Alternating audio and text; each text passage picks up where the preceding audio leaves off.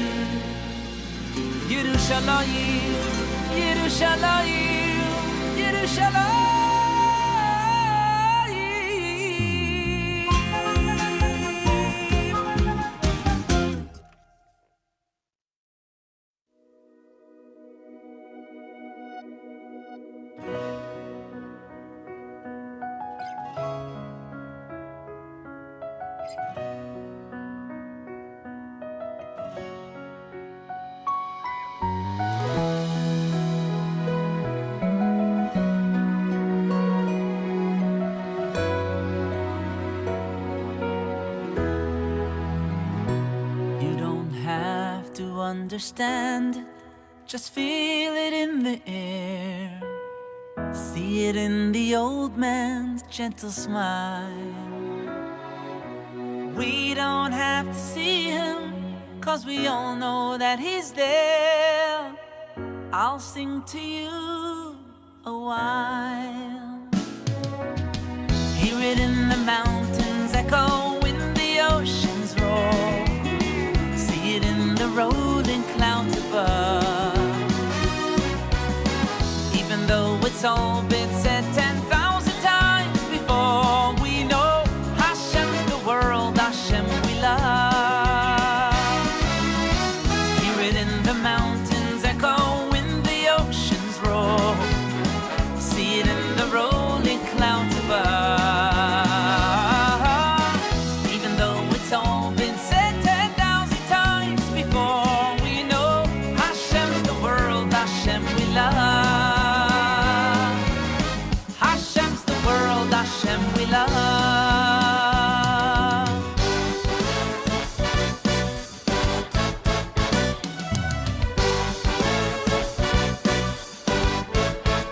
Shabbos hi milizoik, Shabbos kodesh hi milizoik. Urevu ashleimo, kroivo lo bo bo bo bo.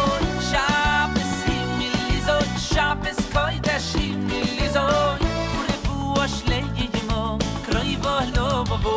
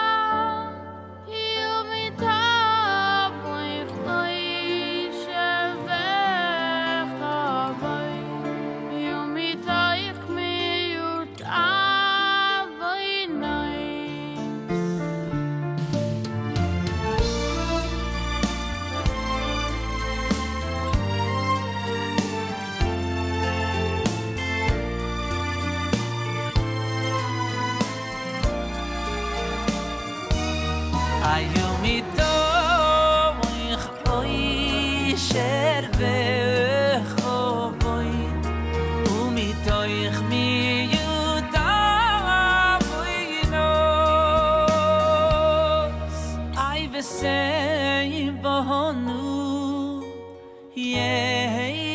Boker Toy Le'yovdecho B'yemes Le'yovdecho B'yemes U'v'yiro U'v'yavu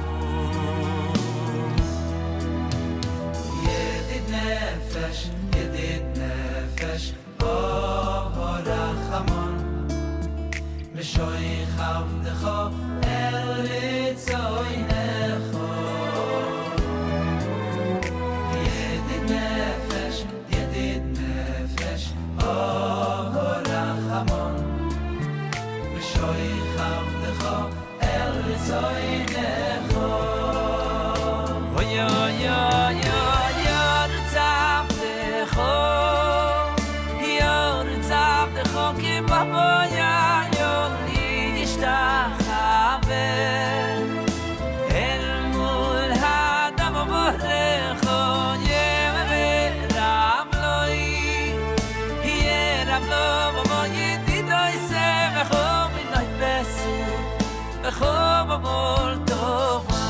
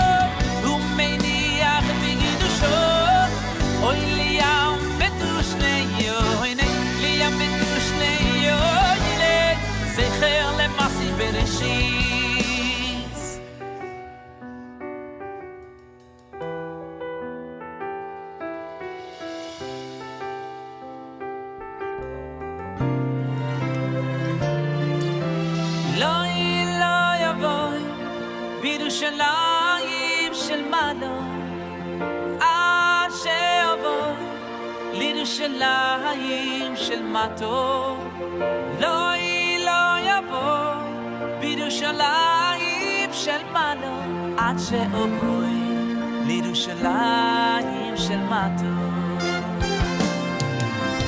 לא יבוא בירושלים של מעלה עד שאבוא לירושלים של מטה לא יבוא בירושלים של מעלה עד שאבוא לירושלים של מטה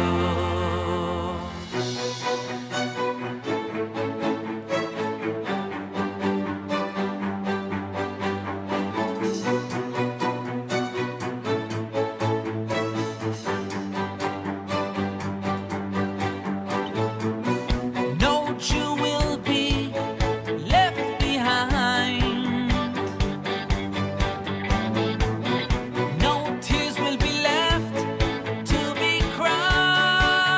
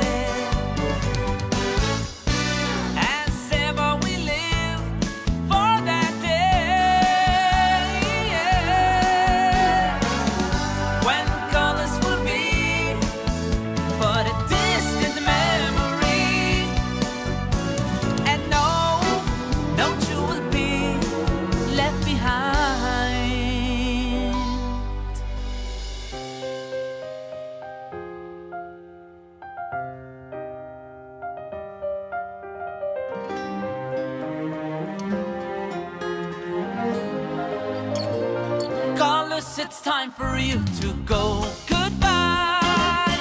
Bring down the curtain on the show. Goodbye. You're lasting much too long, no one can deny. Enough is enough. It's time to say goodbye. So open wide your prison door. Goodbye. We are your prisoners, no more. Goodbye. You cannot stop us now, so don't even try. Goodbye, goodbye. It's time to say goodbye.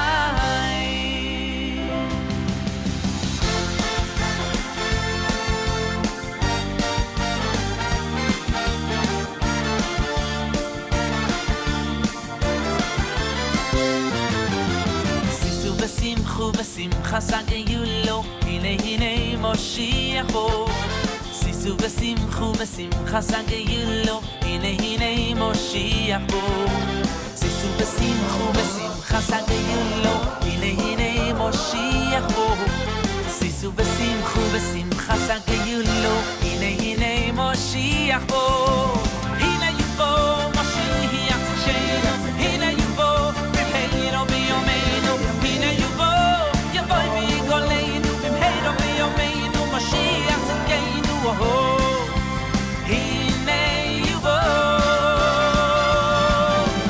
Hine yubo, Mashiach tzidkenu. Hine yubo, b'mheiro b'yomeinu.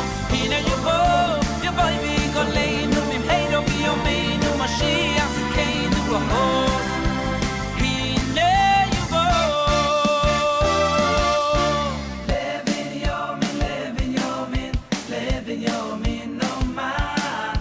Yedid Hashem yishkoin lo vetach, lo vetach olo. Whoa, levin yomin, levin yomin, levin yomin, no ma. Yedid Hashem yishkoin lo vetach, lo vetach olo.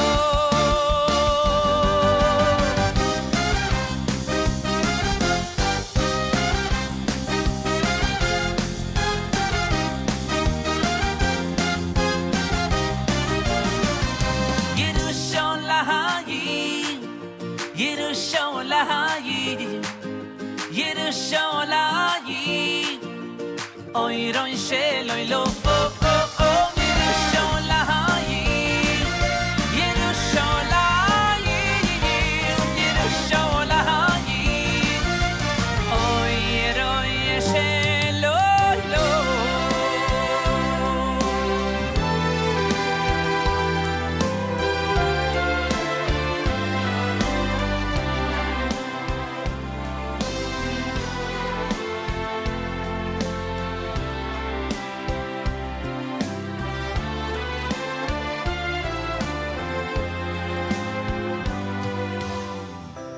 Look inside through the heart of a Jew.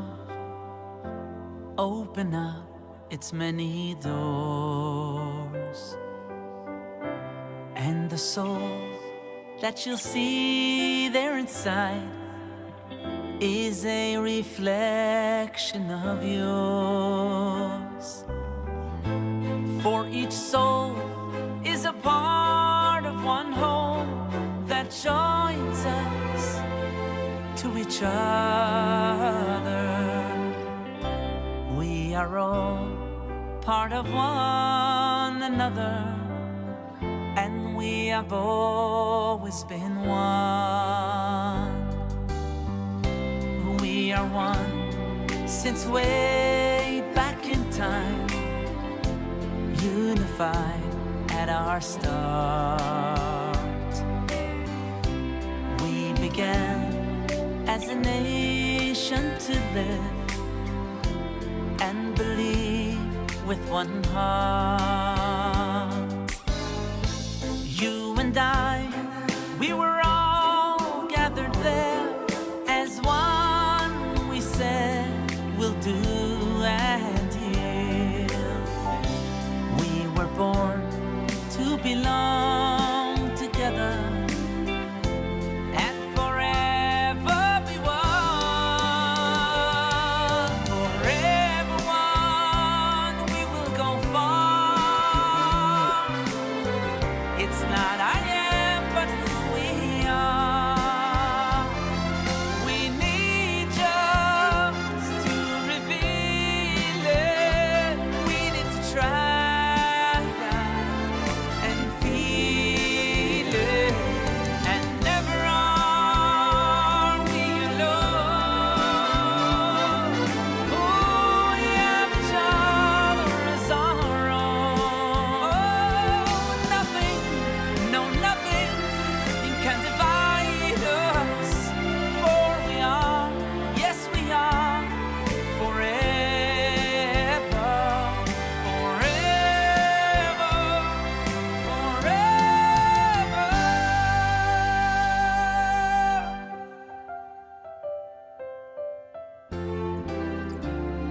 forever one.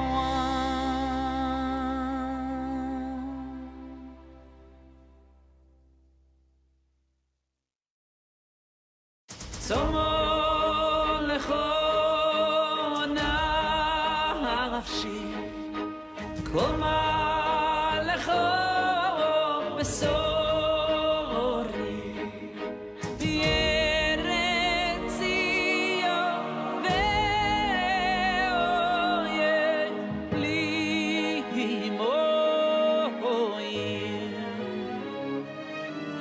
Tididararam, tididararam, tididararam, tididama, tididararam, tididararam, tididararam, yadadama.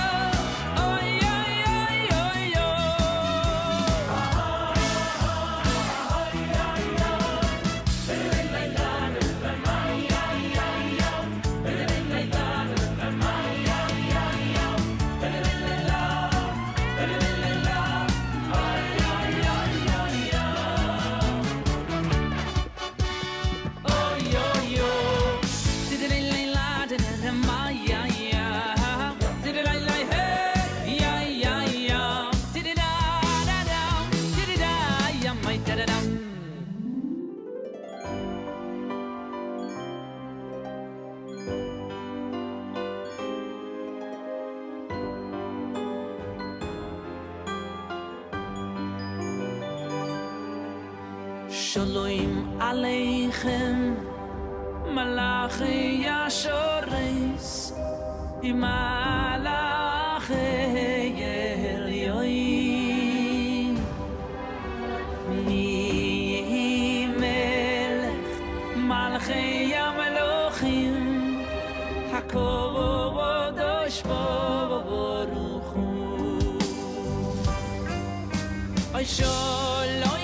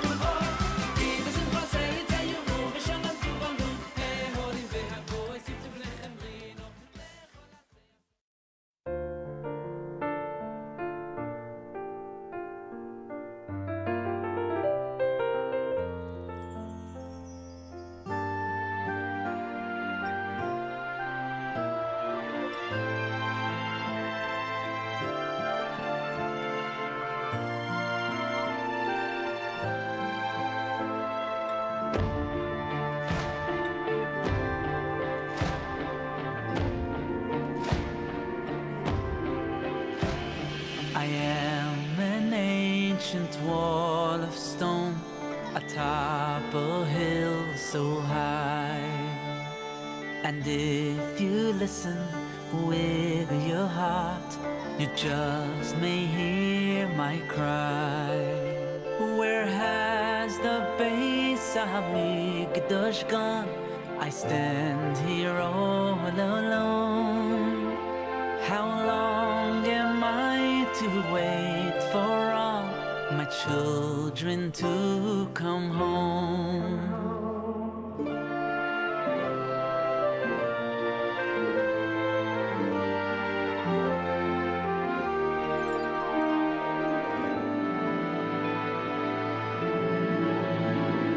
A house of marble and of gold once stood here by my side. From far and wide all came to see its beauty and its pride. But Sinas Chilon brought it down, and with it so much pain. Now only Ahavas Yisroel can build it once again. Together, together, you stood by Har Sinai, my daughters and sons, forever, forever. You must stand together forever as one. Together, together, you stood by Har Sinai, my daughters and sons, forever, forever. You must stand together forever as one.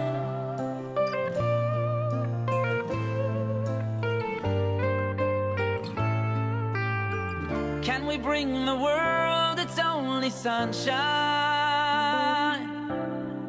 Only Torah yields the hope for mankind. Let the beauty of our sun find the good in everyone. Through the darkness shines our faith in our times. Can we help to change those lives of sorrow?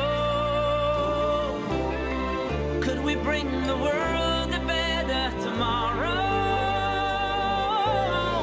Will our deeds illuminate, break those clouds of certain fate, spreading rays of hope and Torah sunshine, sunshine.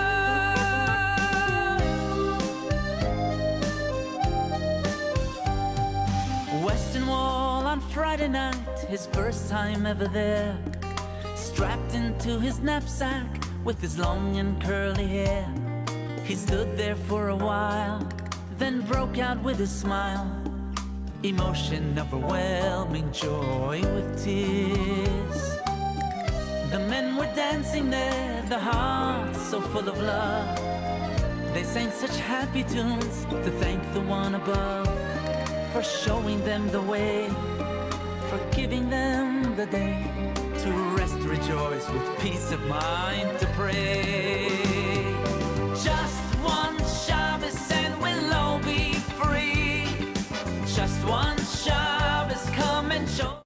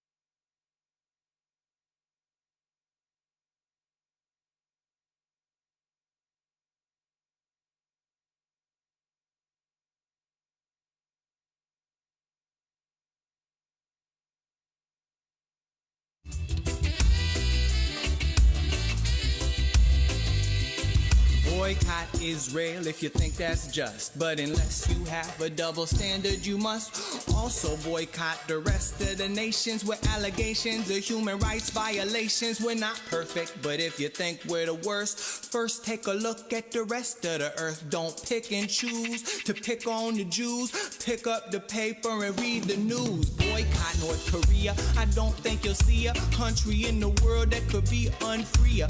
Boycott China. Let's not forget they stole the whole country of Tibet. Boycott Japan, slaughtering thousands of helpless innocent whales and dolphins. Boycott Vietnam, where they choose to use drug addicts as slaves to shell cashews. Boycott Cambodia, grabbing up land 5 million acres from the poor man's hand. Boycott Thailand for shutting the door and deporting refugees back to the war.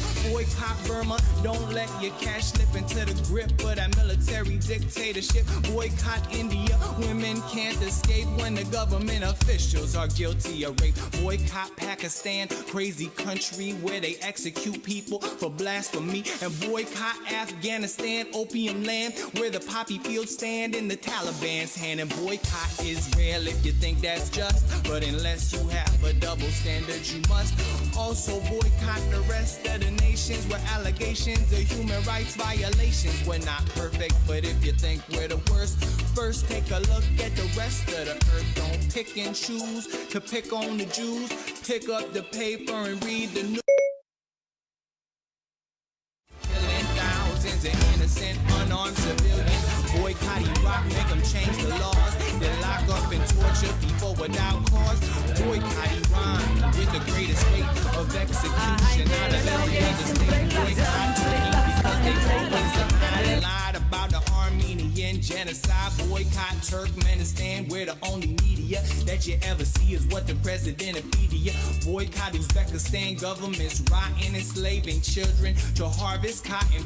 Boycott Russia because every year more Muslims mysteriously disappear. Boycott Ukraine, where the politicians lock up the opposition so there's no competition. Boycott Belarus, presidents gotta go. You know those elections are just for show. And boycott Germany cause there's no reparation for murdering half the Jewish population.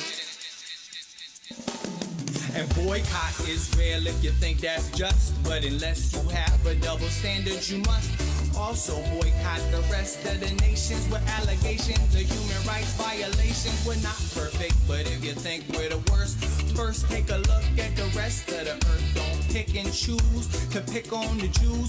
Pick up the paper and read the news. Boycott Sudan, the Darfur genocide, where hundreds of thousands have already died. Boycott Egypt, and don't let that narrow-minded president keep acting like Pharaoh.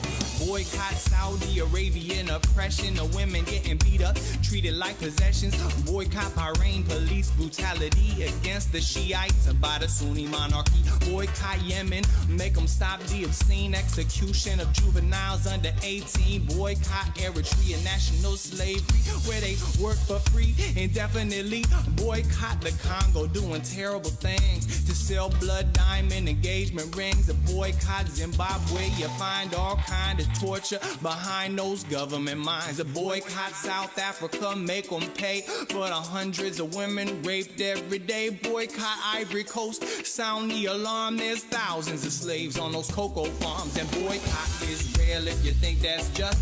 But unless you have a double standard, you must also boycott the rest of the nations with allegations of human rights violations. We're not perfect, but if you think we're the worst, first take a look at the rest of the earth. Don't pick and choose to pick on the Jews. Pick up the paper and read the news. Boycott Chile because they deny abortions even if the mother would die. And boycott Brazil, where the brutal police kill thousands of people to keep the peace. Boycott Venezuela, closer inspection shows that the socialists stole the election.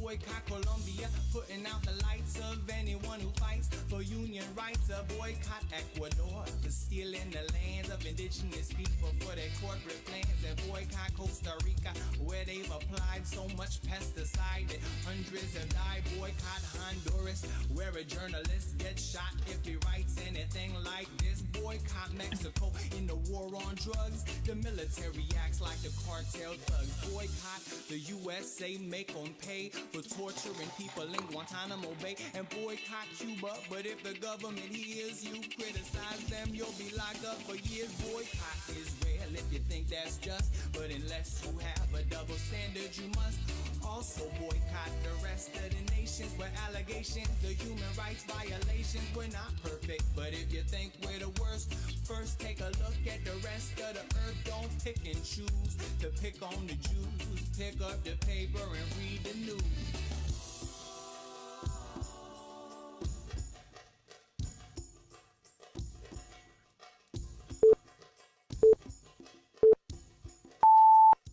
Hi, and welcome to the second episode of Sinai Down Under.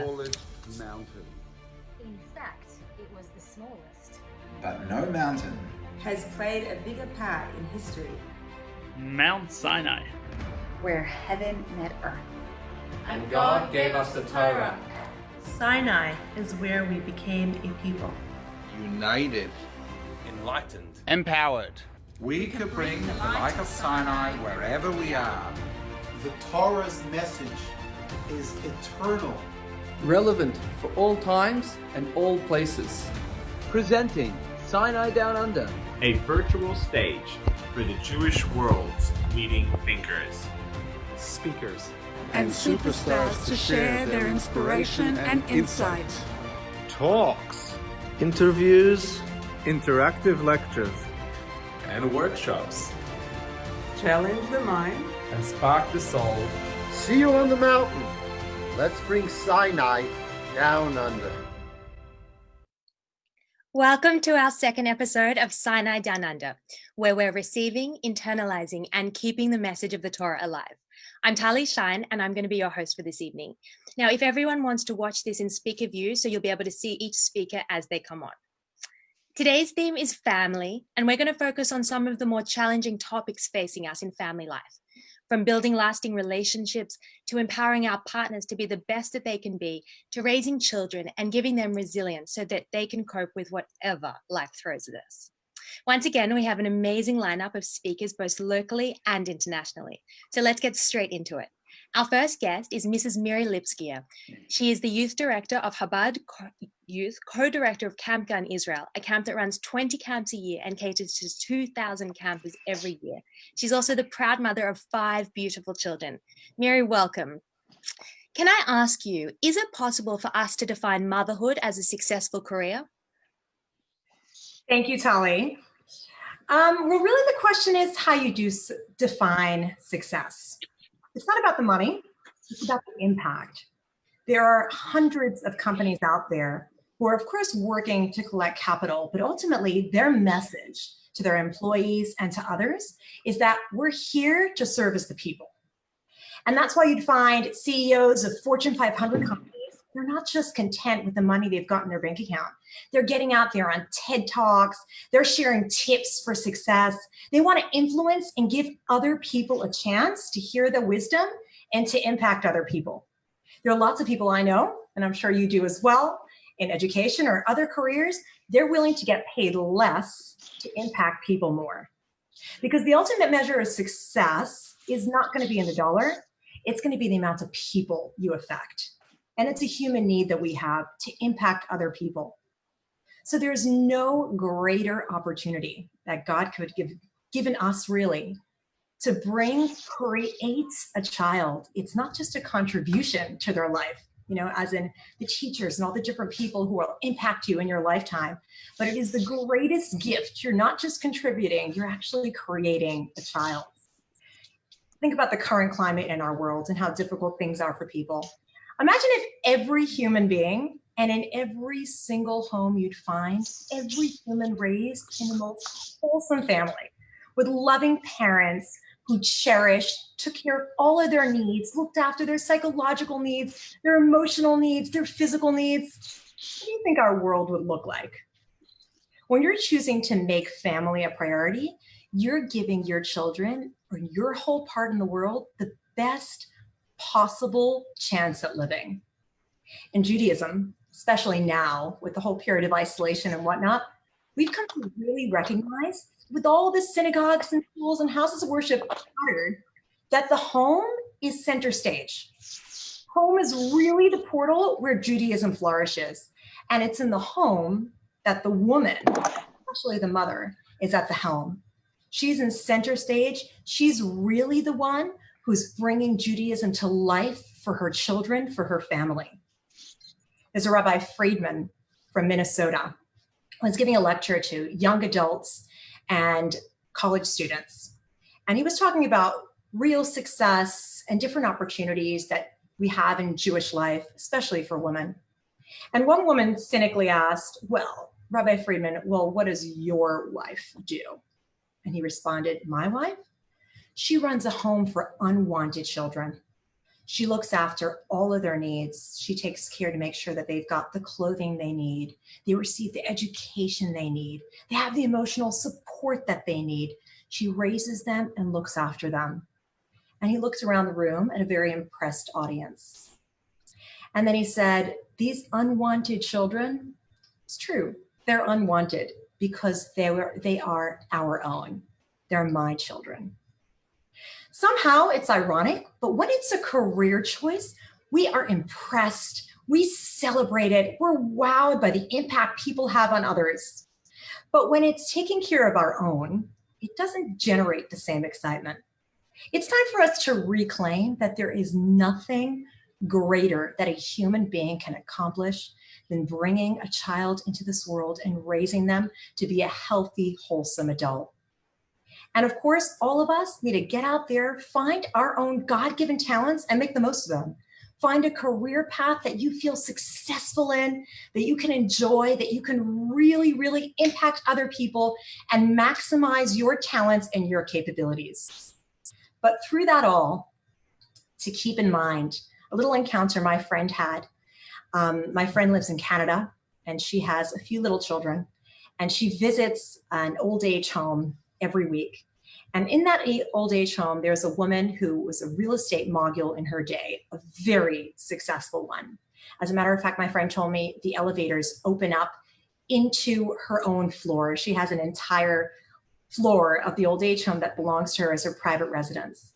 And my friend would go to visit this home on a weekly basis with her children. And one week when she was there, her children were being really rowdy and she was feeling rather uncomfortable.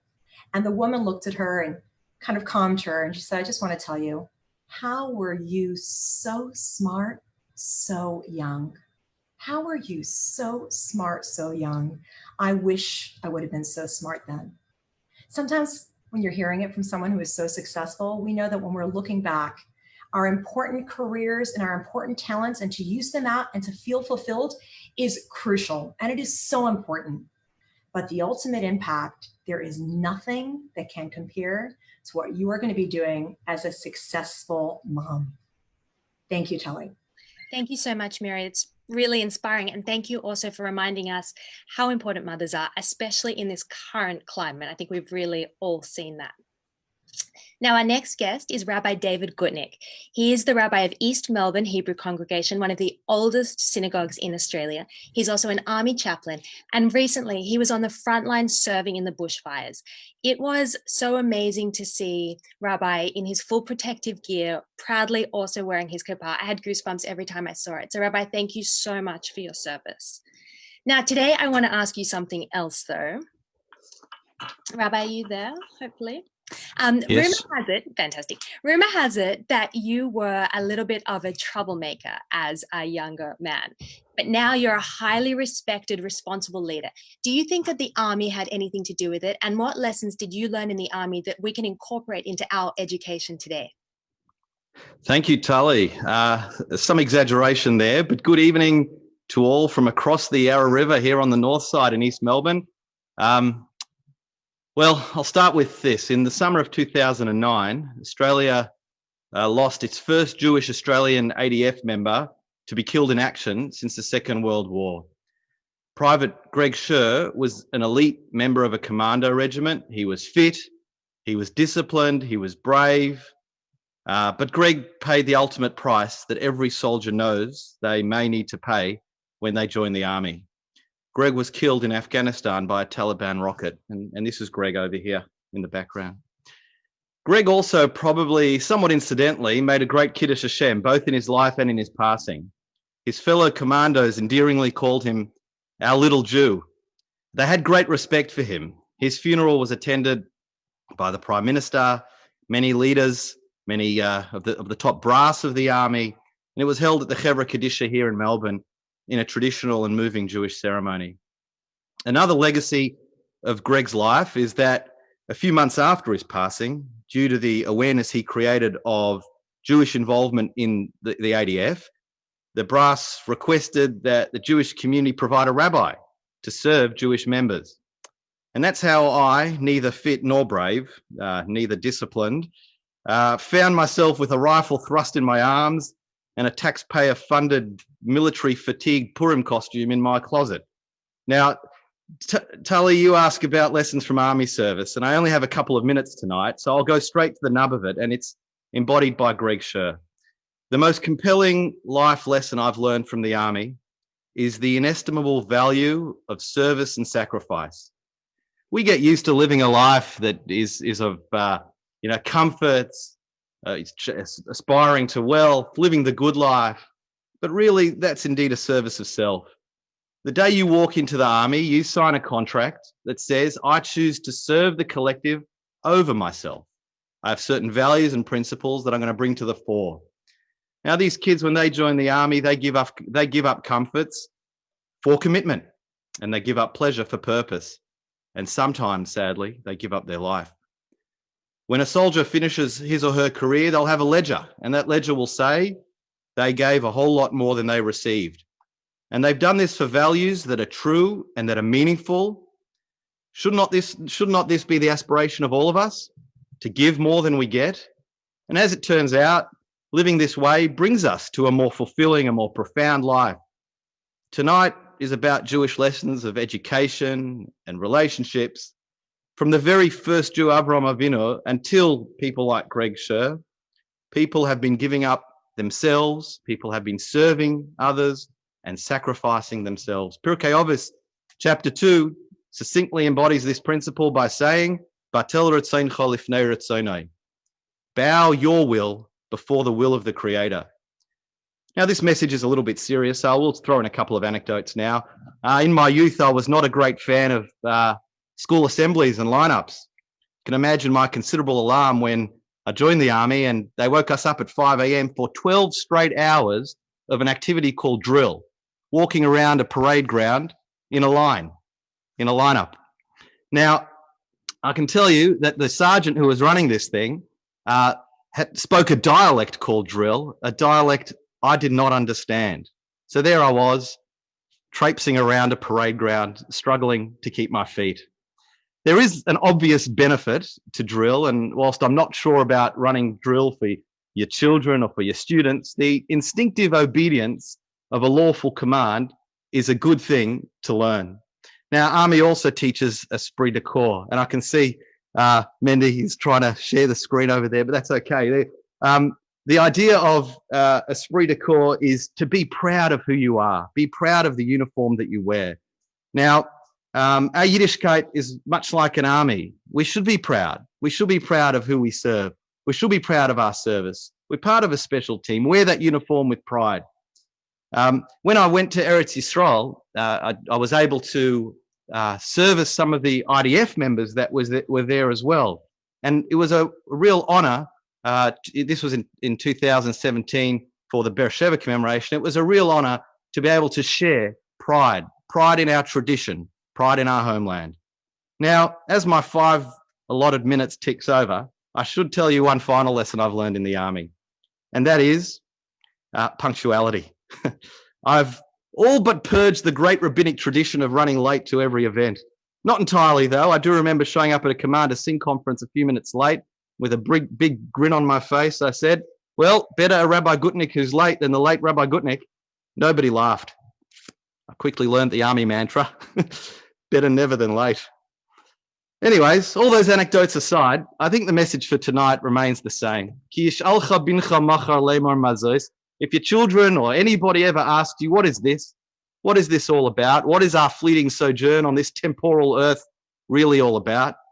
Tell them that the greatest fulfillment in life is to serve something bigger than yourself. Instill and inspire purpose, passion, and mission. Tell them about Avraham Avinu and tell them about Private Greg Sher. Tell them and tell yourself. Thanks, guys. Thank you so much, Rabbi. Well, I have seen the pictures, many pictures, and you are definitely fit and brave now. And Private Greg Sher's important legacy is such a blessing and lives on for you. So thank you. And also thank you for reminding us that service and sacrifice in a defense context is one of the greatest sacrifices. Our next guest is Rebbetzin Esther Malka, and she runs Chabad Glen Era Childcare Center, is a full-time Rebbetzin and mother. Welcome. Esther Malka, everyone yearns for nachas from their children, and it's undoubtedly one of the greatest gifts.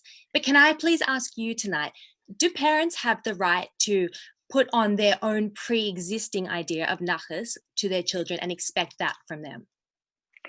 Tali, that's a very good question. I think every parent asks that every single day of their lives. And before a child is born, I think every parent has their hopes and their dreams, what they want from their child. They want their child to be social. They want their child to be healthy. They want their child to be intelligent. Of course, they want their child to be good looking. And the Hebrew word for nachas is commonly used to describe a parent's pride and gratification they derive of their children's character and achievement. But in reality, our children arrive and they each have their own personalities, they each have their own capabilities, and each child is unique. So long before modern psychologists came along, King Solomon, the wisest of all men, said, "Chanoch lenar al pi darpeh," educate each child according to their needs. It's about them, not about us. So here are a few points to consider.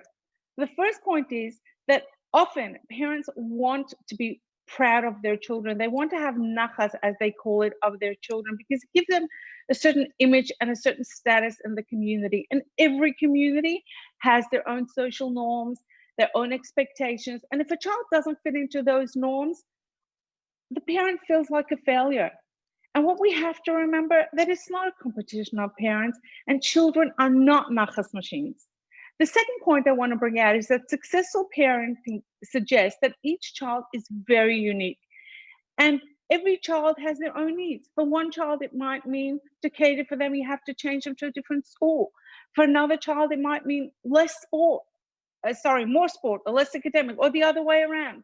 For a third child, it might be going to a therapist. But every child has their unique needs. And we must meet our child for where they're at, not where we expect them to be.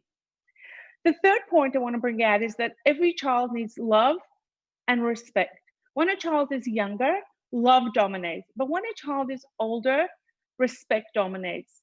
And we have to respect their choice of what they want to be. That does not mean that we have to agree with them, but we have to respect them as people for where the choices they make in their lives. The fourth point is that if your happiness should not depend on your child, if your happiness depends on your children's success, it's too much pressure on them. And it's very unfair. It's not about you, it's about your child's journey. And the fifth point I want to bring across is about guilt. Guilt, often parents feel guilty, and we should not feel guilty what we should have done, what we could have done. Guilt is a very crippling emotion. And it's all about you. The guilt is all about you. And remember, it's not about you. This is about their journey.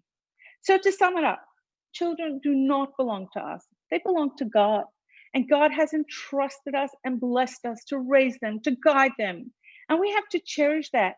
And the truth is, of course we want nachas from our children. And we all do have nachas from our children. It all depends how we define nachas. Just celebrate every one of your children's achievements. Celebrate their accomplishments.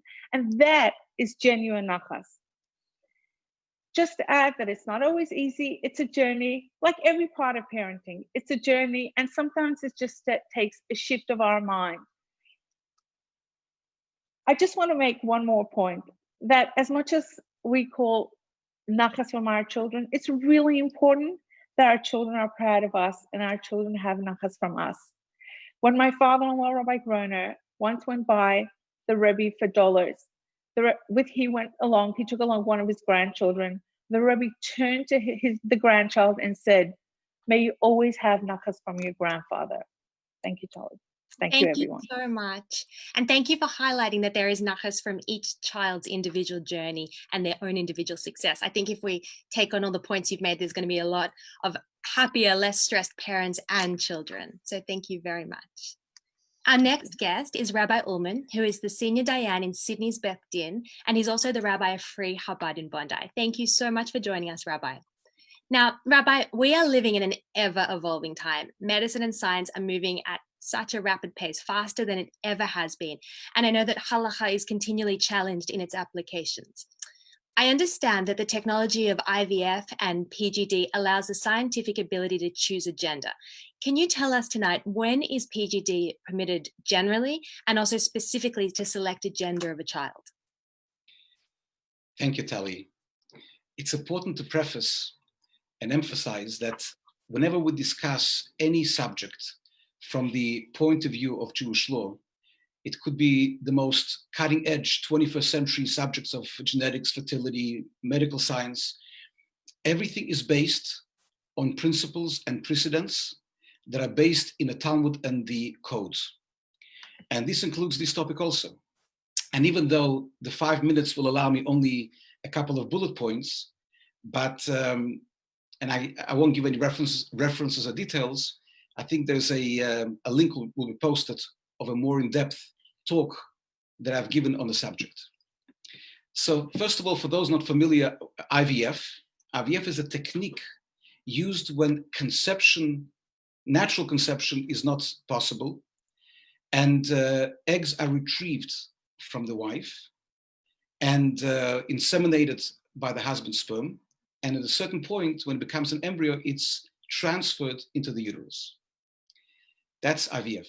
PGD, or PGS, is a method which was developed quite recently, by which the embryos are screened before implantation to screen for genetic mutations.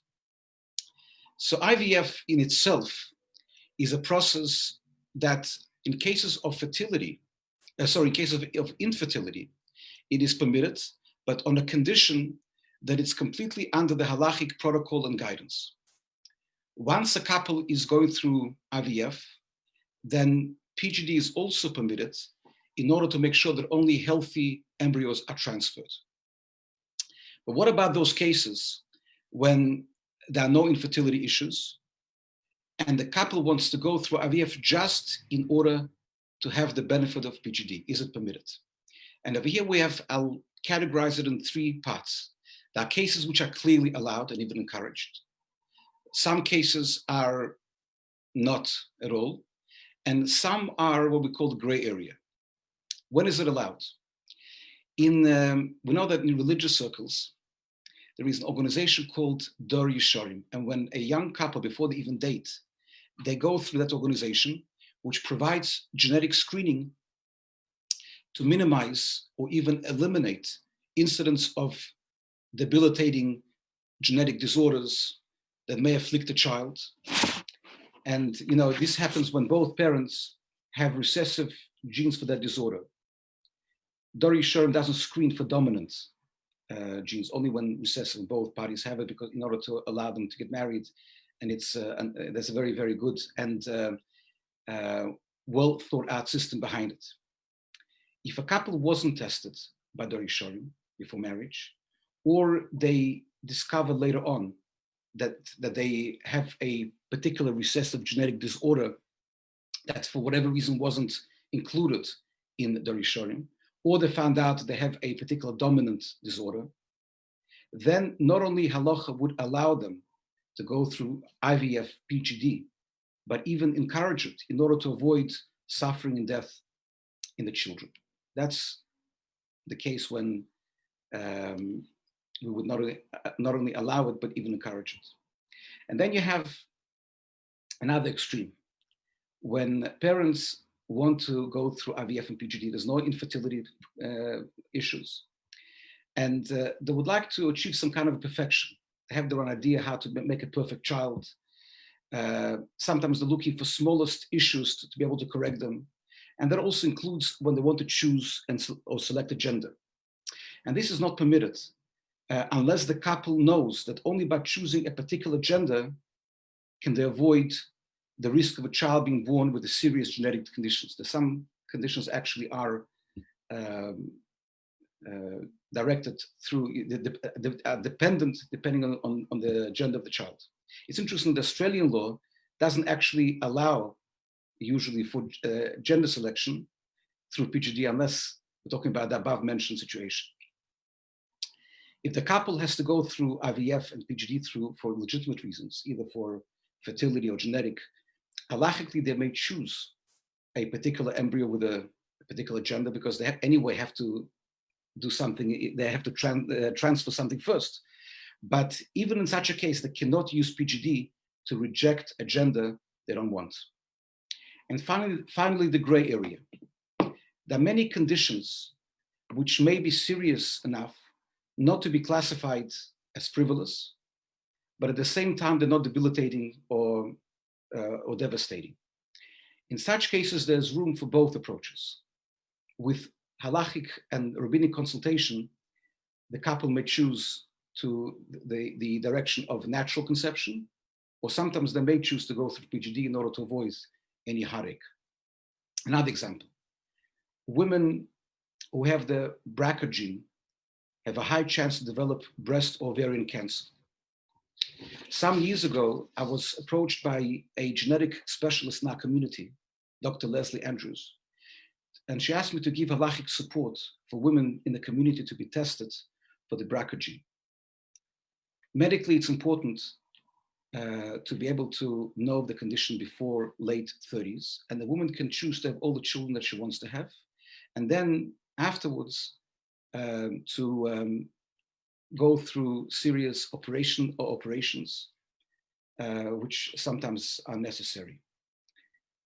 And the question, the debated question is, should we encourage women to be tested soon after marriage, before they have children? So if tested positive, they have the choice to be able to have the children through IVF PGD, and thus avoid the future possible problems by either choosing only unaffected embryos, or at least unaffected female embryos. In all of the above cases, some are classified as legitimate, some as non-legitimate, and some gray areas. It's important, it's necessary for a couple that adheres to Jewish law to go through consultation with a halachic authority to ensure that Jewish law and ethics are not compromised. Thank you very much, Tali. Thank you so much, Rabbi Ulman. It's so fascinating. And it's a much longer question, and so many points you raised are answers in their own. So I'm told, and as you mentioned, you do a weekly online course. So we're going to put that up in the comment section so everyone can have a look at it, and then they can join you each week for so many more answers. Thank you again. Now, our next guest that I'd like to welcome is Dini Liberow, who is the co-director of the Hamarat Center and Lamdaini Education Center, which are both based in Melbourne. Now, Dini, legend has it that your Hebrew school has changed education in Melbourne forever. I know you have a lot to say on education, and it's something that we really want to hear. But today, if I may, I would love to ask you to share something more personal. You have 9 beautiful children, and one of your dear children, Chaim, has special needs. Can you please tell us what you've learned as a mother from Chaim, and also what you've learned generally in life from him? Thank you, Tali, and good evening, everybody. So I'll never forget the pediatrician breaking the news to me that my baby had Down syndrome. I remember that either I thought he was lying or I thought I was having a really bad dream. I remember drawing the shades in my hospital room and telling the nurses that I couldn't see anybody. I remember coming home with this little bundle in my hands, and he felt He was small, but he felt quite heavy. I was feeling very shocked. I had a lot of questions. I didn't know if he would grow up to be happy. Every mother wants their child to be happy. I didn't know if he would grow old because I had never seen an elderly person with Down syndrome. I grew up in New York City, and the only exposure that I had to special needs, handicapped, retarded children were yellow school buses of children driving past me. And I remember looking into the windows of these buses and seeing these sad, stark faces. They were probably transporting them from, we're talking the 70s or the 80s, transporting them from asylums or to special homes. So for me, it was heartbreaking, to say the least, and quite tragic for my child. That is until we had a surprise visitor to my home. A woman came in shortly after we came home from hospital, and she sat down on the couch in our home, and she looked at my husband and I, Rabbi Moti, and she said to us, "You need to dress your baby in beautiful clothes because he has a beautiful neshama, because he has a beautiful soul." And we listened to her. And then she said, "And if you don't want him, I will take him." And my husband and I were left very bewildered. This was just so counterintuitive to the way that we were feeling. And when she left, we asked ourselves, what did that beautiful angel know that we didn't know? And it forced us to go on a little journey to research into the Lubavitcher Rebbe's worldview on special needs. And the Rebbe has a fortune of beautiful directives to the world on special needs, but 3 really made a difference to Chaim's life, and in particular 1. So firstly, the Rebbe had many letters that he wrote to institutions in America, and he wrote firstly that despite their cognitive disabilities, that children with special needs had the ability to achieve enormous things and even surpass mainstream children in a lot of areas, that they could excel. The Rebbe insisted that the world use the word special in place of using handicap or retarded, because, and to quote the Rebbe, not merely as a euphemism, but because the Rebbe felt that it more accurately described the nature of these children. So with this, we went on our lifelong journey so far with our son. And I remember once on a typical trip to the Royal Children's Hospital, Chaim was about 4 years old. We arrived at the hospital, and I was very bold that morning. I said, "Chaim, you're 4, you can walk. We are not taking your pram." Okay, we get out of the car, I leave the pram, and off we go to see therapists, to see specialists. It was going to be a long day. And I was so proud of myself. I'm going to do this. Like, we're going to walk through this hospital. And that's the old Royal Children's, lots of buildings. And many hours later, the day had gone. I came out of the hospital and I was holding Chaim, because obviously he did not survive very long. And I carried him from building to building.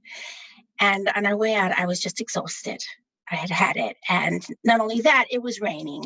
And the car was parked, quite a distance down the street. And I looked at him and I said, "Chaim, we're going to have to really run because it's raining and we got to get back home." And I looked at him, he said, and we started to run, and it didn't take long. And I see that Chaim was not next to me. He actually had stopped. And I turned around and I look back and I see that along the old car park of the hospital, there was this low wall made of stone. And Chaim was standing there, and his feet were together, and his hands were cupped like a prayer book, and he was shaking back and forth. And I thought to myself, okay, Chaim thinks he is at the Western Wall. He thinks he's at the Kotel. And what better place to pray than the Western Wall on Flemington Road in the middle of the rain? And Chaim is praying away. And I at that point, I thought, okay, I'm really losing it now. I'm going to explode. And I was about to just say, like any typical mother would do. And I looked down, and right where his feet are standing in this pile of like wet, soppy leaves, I looked down at his feet, and I see that something is sparkling in the ground. And I go a little closer, and I peel away the leaves, and I pull out an earring. It was a gold earring, and it was quite a large gold earring, and it was obviously real. And I counted, it had diamonds in it, and I counted 7 diamonds. And Chaim is my 7th child. And as I stood there, Chaim lifted his head up, and he whispered to me, and he said to me, "Mommy, please have patience and don't run so fast. Not everybody runs as fast as you, and not everybody's running where you're running. I really want to pray. This is my journey. Just let me, Mommy, let me pray. This is my journey for now." And I looked at him, and then he looked up at me again, and he whispered in more than words. He was only 4, and he said to me, "And Mommy," beneath my slanted eyes and beneath the wheelchair or beneath the bandages on my head, I have a really special soul that is a part of God. And it's perfect. And it's got a purpose. And it's got a mission in this world. Accept it, Mom. Respect it, Mom. And I listened, and I internalized what he told me. And I let him finish praying. And we walked back to the car, and we went home. And the truth is that this is the story of the last 14 years with my son Chaim. And I can tell you many stories like this. But in all honesty, if I were to attribute one thing to my son's success, I would say that it's definitely his Jewish education that was the anchor that supported him and supported us to really achieve the remarkable success that we've achieved with Chaim. Today, he is a happy, thriving 14-year-old boy, and you can check out his YouTube page. Tonight, we were home, and he made another cooking video, and he's showing it to me, and Mama made another one, and he made a salad, and he's videoing himself, and he's even showing how he washed the lettuce. And you can pop into our synagogue at any given time on a Shabbat, and Chaim leads the service, and he reads the Torah and the afternoon prayers. So Chaim has really achieved enormous strides. And I attribute that to his Jewish education. And finally, if I were to reflect on the last 14 years, from the moment that we came home with that little bundle that at the time was really quite heavy. And I know that, my journey, and many like me, I have so many friends with children with special needs. I know that the journey is not easy, and it continues to be an ongoing, day by day, challenging journey. I just would like to say thank you to Almighty God above, who has supported me along the way. Not only has he supported me, but I really believe with all my heart and soul that Chaim is a special soul. And I see some people nodding. Anyone that knows Chaim is a special soul. And I just want to say thank you, God, for giving me the privilege of being able to raise him for the last 14 years. He is a gift. He has taught me so much. And he really is my diamond. So thank you so much. Thank you so much, David. Thank you for opening up to us and sharing your story and your perspective on special needs children and how wonderful your journey's been. And it's such a beautiful story. Hopefully we'll be able to put a link up to Chaim's YouTube page as well in our comment section. And before we move on to our international guests, I want to say thank you again so much to all our local panel.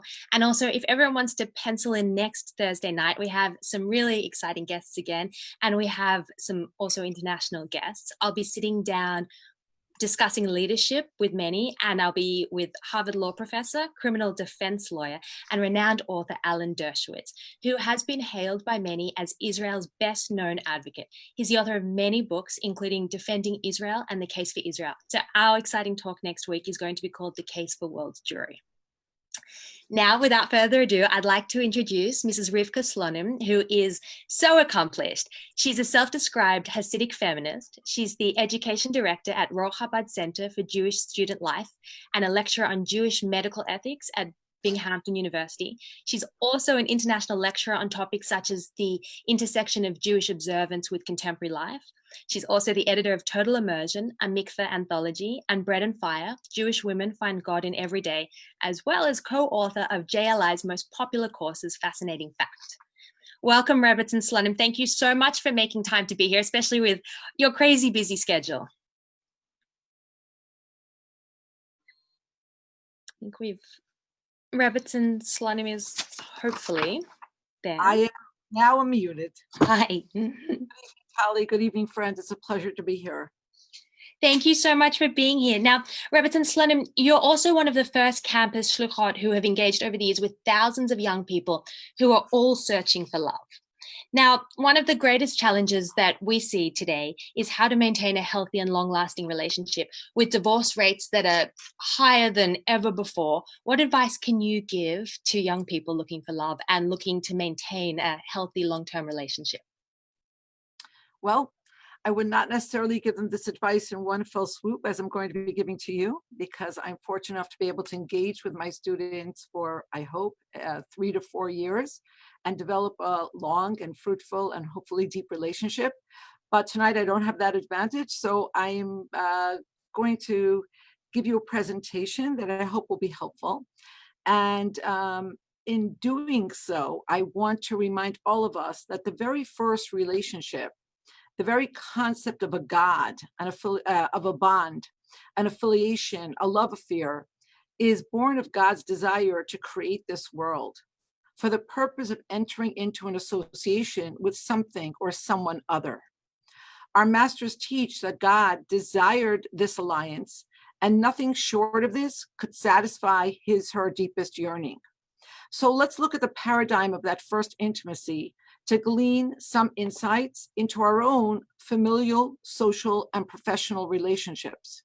Of course, the most important relationship of all is marriage.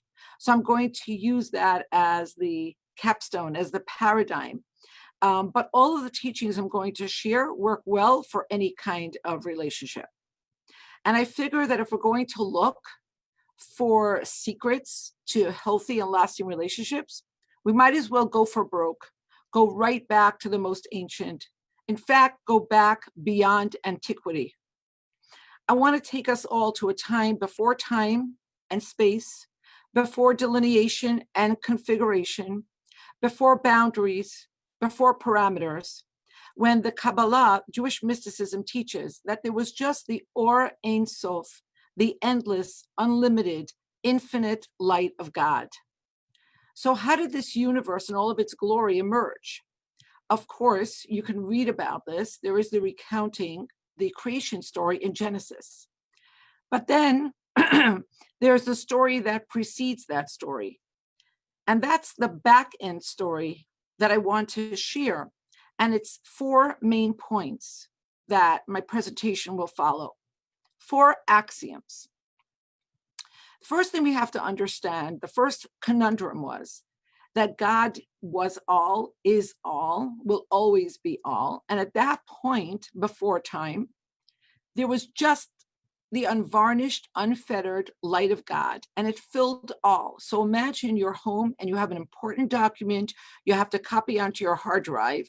The stores are all closed. You can't go out and buy a new hard drive, and your hard drive is completely full. You're going to have to erase a file if you want to get the new one onto your hard drive. So the Kabbalah teaches that the first thing God had to do in acting on her desire to have a world, to have a space that seemed to be at least separate and apart, was something we call tzimtzum, which means contraction, constriction, to create a conceptual space, what's called halal panui, an empty space, so that the world could exist. And I'm going to take that as secret number one to finding and maintaining and nourishing and nurturing lasting relationships. Woody Allen once said, "We'd have a great relationship if it weren't for you." Now, that's supposed to be a joke, but unfortunately, too many people actually operate that way. But you can't have a relationship if you don't create the space for it, which means you have to pull yourself out of the center, just like God did. According to our sages in the Talmud, Adam and Chava, Adam and Eve, were originally one. Their separation, becoming two, brought new challenges to the fore. How did two become one?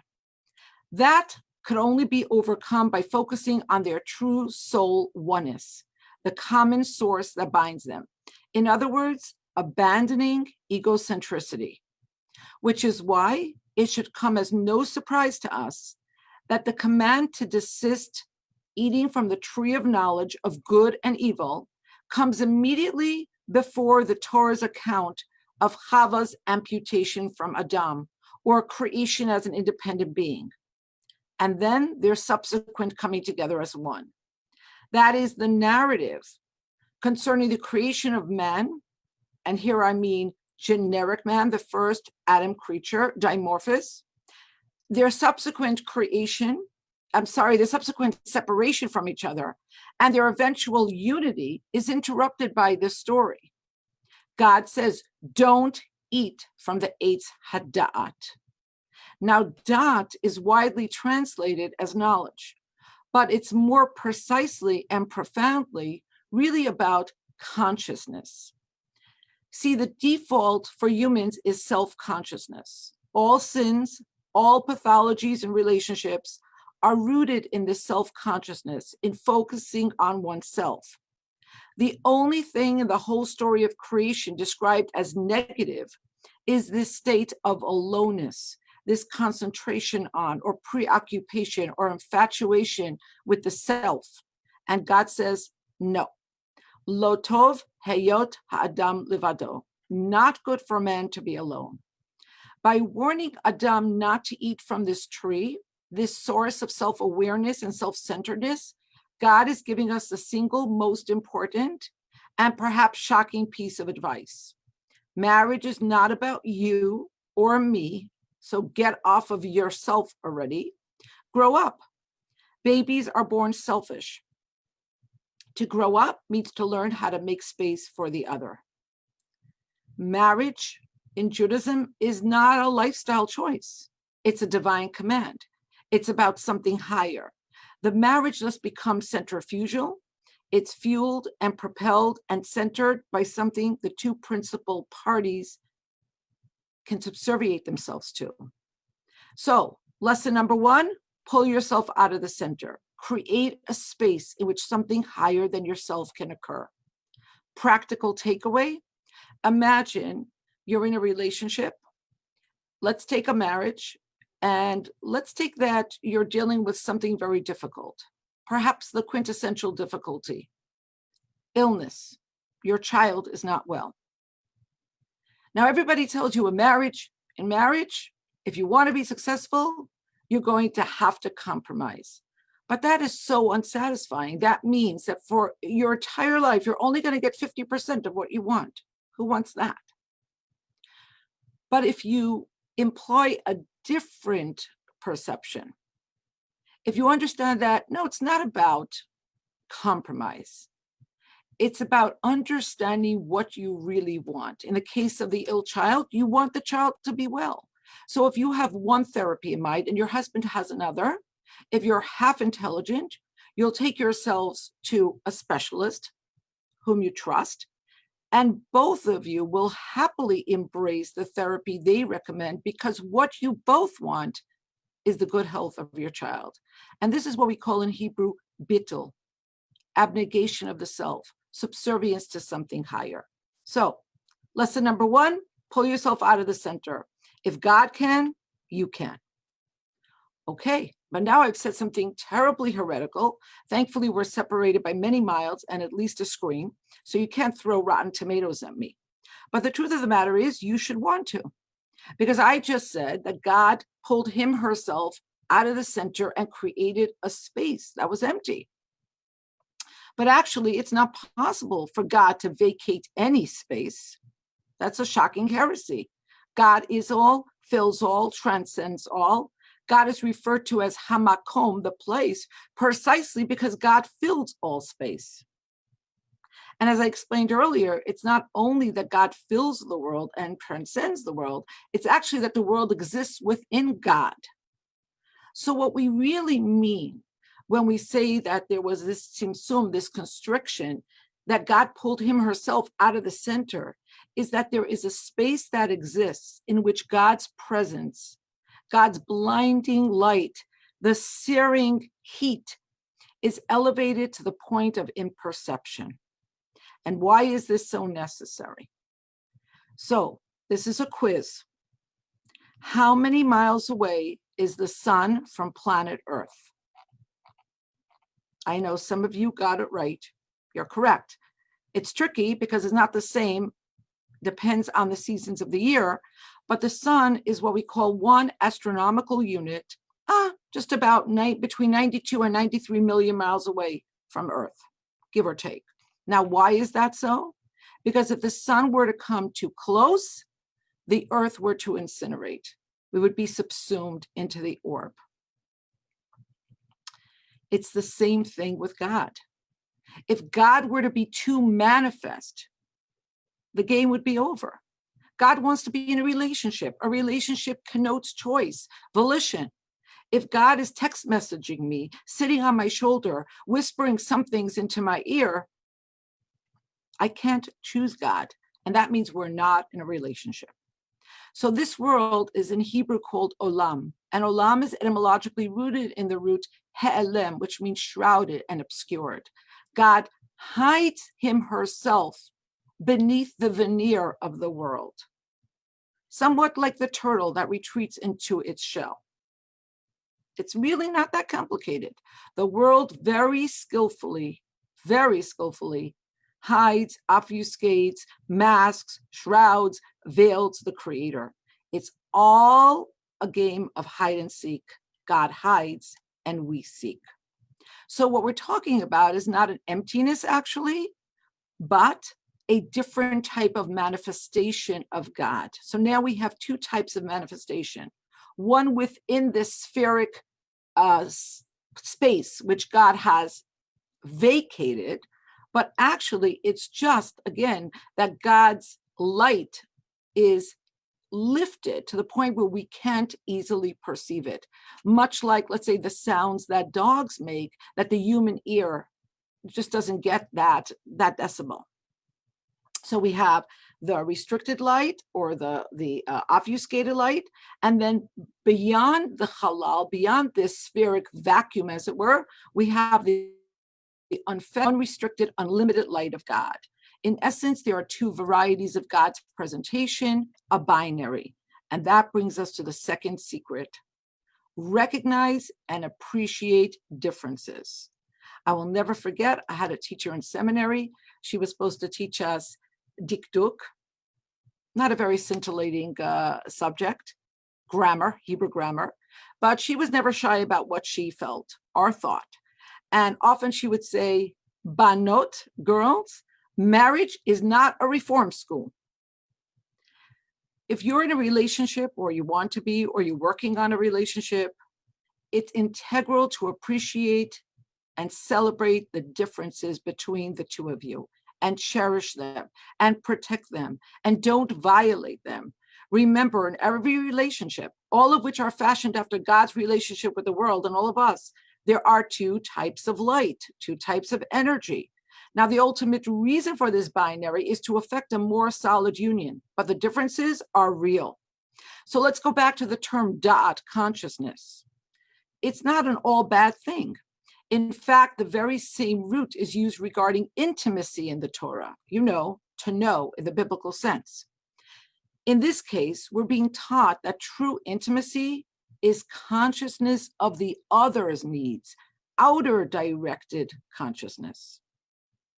And here's where it gets really interesting, because Jewish mysticism teaches that a prelude to that consciousness, to intimacy, is recognition.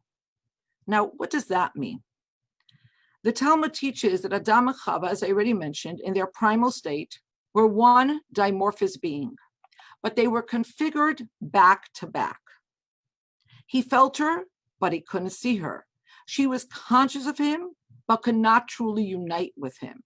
It was only when he was able to see her and she him as a separate entity that they could truly join. The English word respect emerges from the Latin respice, to gaze at, to see, to truly discern. It's interesting because both Rebbetzin Esther Malka and Rebbetzin Lieberman actually made the same point. To respect, to gaze, to see, to truly discern the differences, and then you can have intimacy. If we look into the Tanakh, into the Jewish canon, we find, strangely enough, that the word for recognize and the word for stranger are both etymologically rooted in the same letters, nun, chaf, resh. Nachri means a stranger, someone you don't recognize, and lahakir means to recognize. Here the Torah is teaching that true recognition, the deepest type, depends on there always being a strangeness, a mystery, a cloaking, a veiling, or what we might call modesty or borders or differences or strangeness. This is why modesty attracts, why opposites attracts. The unknown beckons and entices and asks to be revealed. This is actually what romance thrives on, knowing the unknowable. So paradoxically, God divides Adam and Chava so that they can look at each other and become one. But that depends on there being two, on this delicate balance of looking, respecting, but never knowing all, being the known, but the unknowable, as God is when he appears in the burning bush, or again after Sinai, showing only his back. Many commentators have taught that this is the reason our second matriarch, Rivka, first veiled herself when she saw her husband-to-be Isaac. With this, she was telling him there would always be, as there is in every marriage, certain things that he would not know or know at first. It's a constant unfolding and unfurling, recognized and yet a stranger. They are one and yet they are different. And recognition of their strangeness leads to true knowledge, to true intimacy. So we're halfway through to happy, wonderful relationships. Secret number 2, recognize and respect differences. Don't try to massage them away. Marriage is not a reform school. And how important those differences are to truly achieving real intimacy or collusion or health in any relationship. Secret number 3. So we already employed this metaphor, and here I want to bring in the words of King David, Ki shemesh umagen Hashem Elokim. God is both the sun and the shield. If the sun were to be too close, our planet were to become incinerated, subsumed in the orb. But if the sun were to move a little bit farther, we would be no more. The world could not exist without its warmth and without its light. And so here we have the same conundrum in our relationship. God has to be veiled and cloaked so that we can feel ourselves, in fact, be somewhat independent, and then arch upward and choose the relationship. But God also can't be too far. God has to lean in, just like the sun does through its rays. And so the third thing God had to do, the Kabbalah teaches, is now stream a kav, a very potent, concentrated, streamlined, organized vector of celestial light into this world.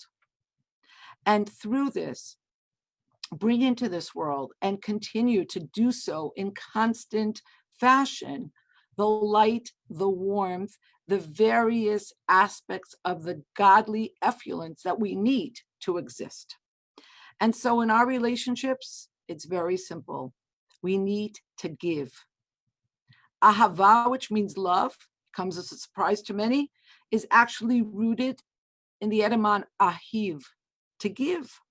We're used to thinking of love as, what do I get? Roses, champagne, this, that. It's really about what we give. And here it's really important to remember that it's about presence, about being there more than presence, things. To be there really in the way that the person needs and to give what they need, not necessarily what we want to give. You hear people talking about how their affairs began, and they invariably say that they weren't looking for an affair. It just happened. They make it sound like a car accident, like skidding on a patch of black ice. But the truth is actually a bit different. Psychologist Shirley P. Glass, a really great author, who made a career of studying marital infidelity, has a wall and window theory about a healthy marriage. Like in any structure, there are by definition windows and there are walls. There are spaces that are supposed to be open. There are structures that are supposed to let in light and warmth. And then there are the walls that are supposed to define and give privacy.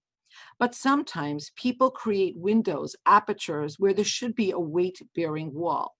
Say they talk about an intimacy, or in a moment of letting their guard down, they say something to a friend or a coworker that they realize they shouldn't have said. Then they have to hide it from their husbands. So now when they come home and they're supposed to be in that window space, they have to put up a wall. Now they're blocking out the air and light in their inner lives. And if this keeps going, this space that's supposed to be filled with light and warmth becomes arid and dark and dank and stultifying. And no wonder when that stolen kiss invariably comes out of nowhere, they find that they are, voila, in love. Of course, that's just infatuation. Love's shady, completely undependable second cousin that always asks to borrow the car and never returns it with gas in the tank. So it's really important to keep giving, nurturing, nourishing, making sure our windows and walls are in the right places. And that brings us to the fourth secret, to the fourth aspect. And really, this speaks to the most audacious aspect of Jewish theology. Because in many theologies, we have the paradigm of God as the Father, the ultimate parent, or God as the King, the ultimate sovereign. But in Judaism, and in Judaism alone, we have the spousal relationship between God and God's people. And that is because the final secret is to receive. Yes, this is quite audacious. God takes, God receives, God needs us. There is reciprocity in our relationship. Now, of course, we have to be very careful. God doesn't have conventional needs. A need is predicated on the idea that you are somehow fallible and incomplete. In our case, in God's case, it's God's desire that creates the need. God's desire to be in a relationship with us. But if not for God's desire, we would be superfluous. None of us are absolutely necessary to the existence of the universe. But given God's desire and the system he put into place, we absolutely do have purpose. We have a mission to carry out. And yes, God absolutely depends on us. And that connotes a type of vulnerability. In our relationships, we have to learn to make ourselves porous, vulnerable, open to taking, to needing. If you don't need anything, then the other person in the relationship is superfluous. And the relationship is not a relationship. It's effectively over. It's dead upon arrival. Intimacy is only possible where vulnerability exists. And this, of course, takes honesty and communication and trust. Make sure that your husband or the other person in the office or your sister with whom you want to have a relationship knows how important they are in your life. In closing, we are taught that we were created in God's image. And this, of course, can mean many things. But the one that resonates most deeply with me, that I believe is the most profound meaning of all, is that we are taught that God created this world and then continues to create the world, to recreate the world each nanosecond in time. You see, the world came from a state of nothingness, not something we have any familiarity with. And therefore, it's imperative that it be recreated constantly, else it reverts back into the nothingness from which it came. It did not come from any pre-existing material. It's not like a vase you can fashion out of some material and then it just stays. Which means God made a decision to be in a relationship with us and then makes good on that decision every moment, recreates that anew all of the time. And so may we all be blessed to be created in God's image, to find relationships that we would choose anew, again, every day, every minute, every nanosecond. And may we have the seichel to keep nurturing and nourishing our precious relationships, to recreate them by pulling ourselves out of the center, recognizing and appreciating differences, giving and receiving in good grace, always, always. Thank you. Thank you so much. And thank you for giving us so many tools and so much to think about. If I can just ask you a few questions now. You've given us a lot of tools for healthy long-term relationships. Do you believe there's ever a time for divorce? Yes, and it's not what I believe. We belong to the Jewish tradition. And just as there is a mitzvah for a man to give his wife the ketubah, which is in effect the most ancient prenuptial agreement, there is, if the situation calls for it, a mitzvah for him to give her a get. I do believe that perhaps in this age where everything seems so disposable, and we're so used to everything happens so quickly, and if it takes more than a nanosecond for our computer to react or start up, we call the technician. I think that we may have lost sight of the fact that relationships, as I've tried to impart, take work, and that it's not all only about us. And sometimes people give up too soon. On the other hand, there are relationships that just won't work, just not meant to be. Thank you. Now, a lot of couples and families have been fortunate enough to spend a lot of time together in the current isolation, but there have also been some that have been separated. And I've heard people say that time apart can cause stress in a relationship. What would you say to that? Time apart can cause stress. Time together can cause stress. A lot of things can cause stress. I think life is filled with stressors, some of which, like taxes, you have to deal with, and some which come as curveballs and surprises. There's this wonderful imagery in a Jewish marriage. That's the sphere, the circumference. So you have the ring that the husband gives the wife. You have the way in which there's a custom for the wife to make circles around her husband under the chuppah. And there's very deep meaning in this. The Hasidic masters teach us that in giving that ring, after all, a Jewish marriage can be affected by giving anything of value, even not great value. So you could affect a marriage by the man giving the wife a turnip or a carrot. But of course, we've been giving rings for a very, very long time, for thousands of years. And there's deep symbolism there, because in getting married, what we're saying is, I am giving you my all. Everything that's within the sphere, the size of the ring, and the great beyond outside of that. Because the truth of the matter is that when we get married, we have no idea what life is going to throw at us. And so there has to be that transcendent commitment. And then the woman, when she circles her husband, is saying the same thing. I'm giving you my all. And, it's interesting because I always think that the most poignant part of a traditional Jewish marriage is when the chatan, when the groom gently covers the face of his bride, what's called the badekin, right before the chuppah. And many people like to say that this is because our third patriarch, Jacob, was bamboozled. He thought he was going to marry Rachel, but in fact, he was given Leah in marriage. And so the chatan, the groom, does this to make sure he's marrying the right woman. But of course, this begs a logical question. If you want to make sure that there's not going to be a switch, you should keep her face uncovered. So I think that what's really happening here is that in covering her face, he is reminding himself that when you marry Rachel, there's always going to be a Leah there. If you think you're marrying Leah, there's going to be a Rachel, and maybe also a Rivka, and maybe also a Sarah, and maybe also an Adina. In other words, there are so many aspects, there are so many strata, and no matter how well we know each other before we get married, there is so much more to uncover. There are aspects of the person themselves that they don't know exist before they get married. It's not even like they're trying to keep it from their spouse. So I think that that kind of devotion and commitment and recognition from the get-go goes a long way. Now, you touched on this already, but when young people come to you on campus and say to you that, do you believe, or how do you start a relationship and not consider it like going in blind without premarital physical intimacy, what do you say to them if you only have a minute with them to answer that?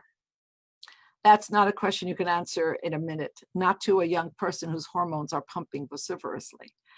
But I will say to them, look, my dear John, my dear Sarah, I understand what you're feeling, and I understand that you are very shocked and askance that my husband and I did not move in together for a few years before we got married. And no, we did not sleep together, and we had no idea if we would be sexually compatible. But let me tell you this.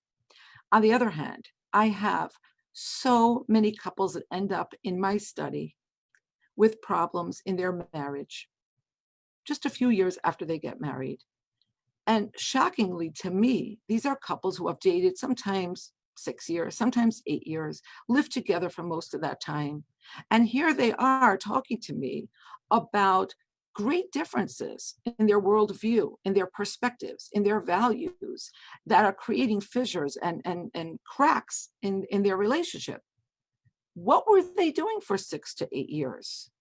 Yeah, it's important to know if you're going to be sexually compatible, but it's even more important to know if you are value compatible, conceptually compatible, sexually compatible.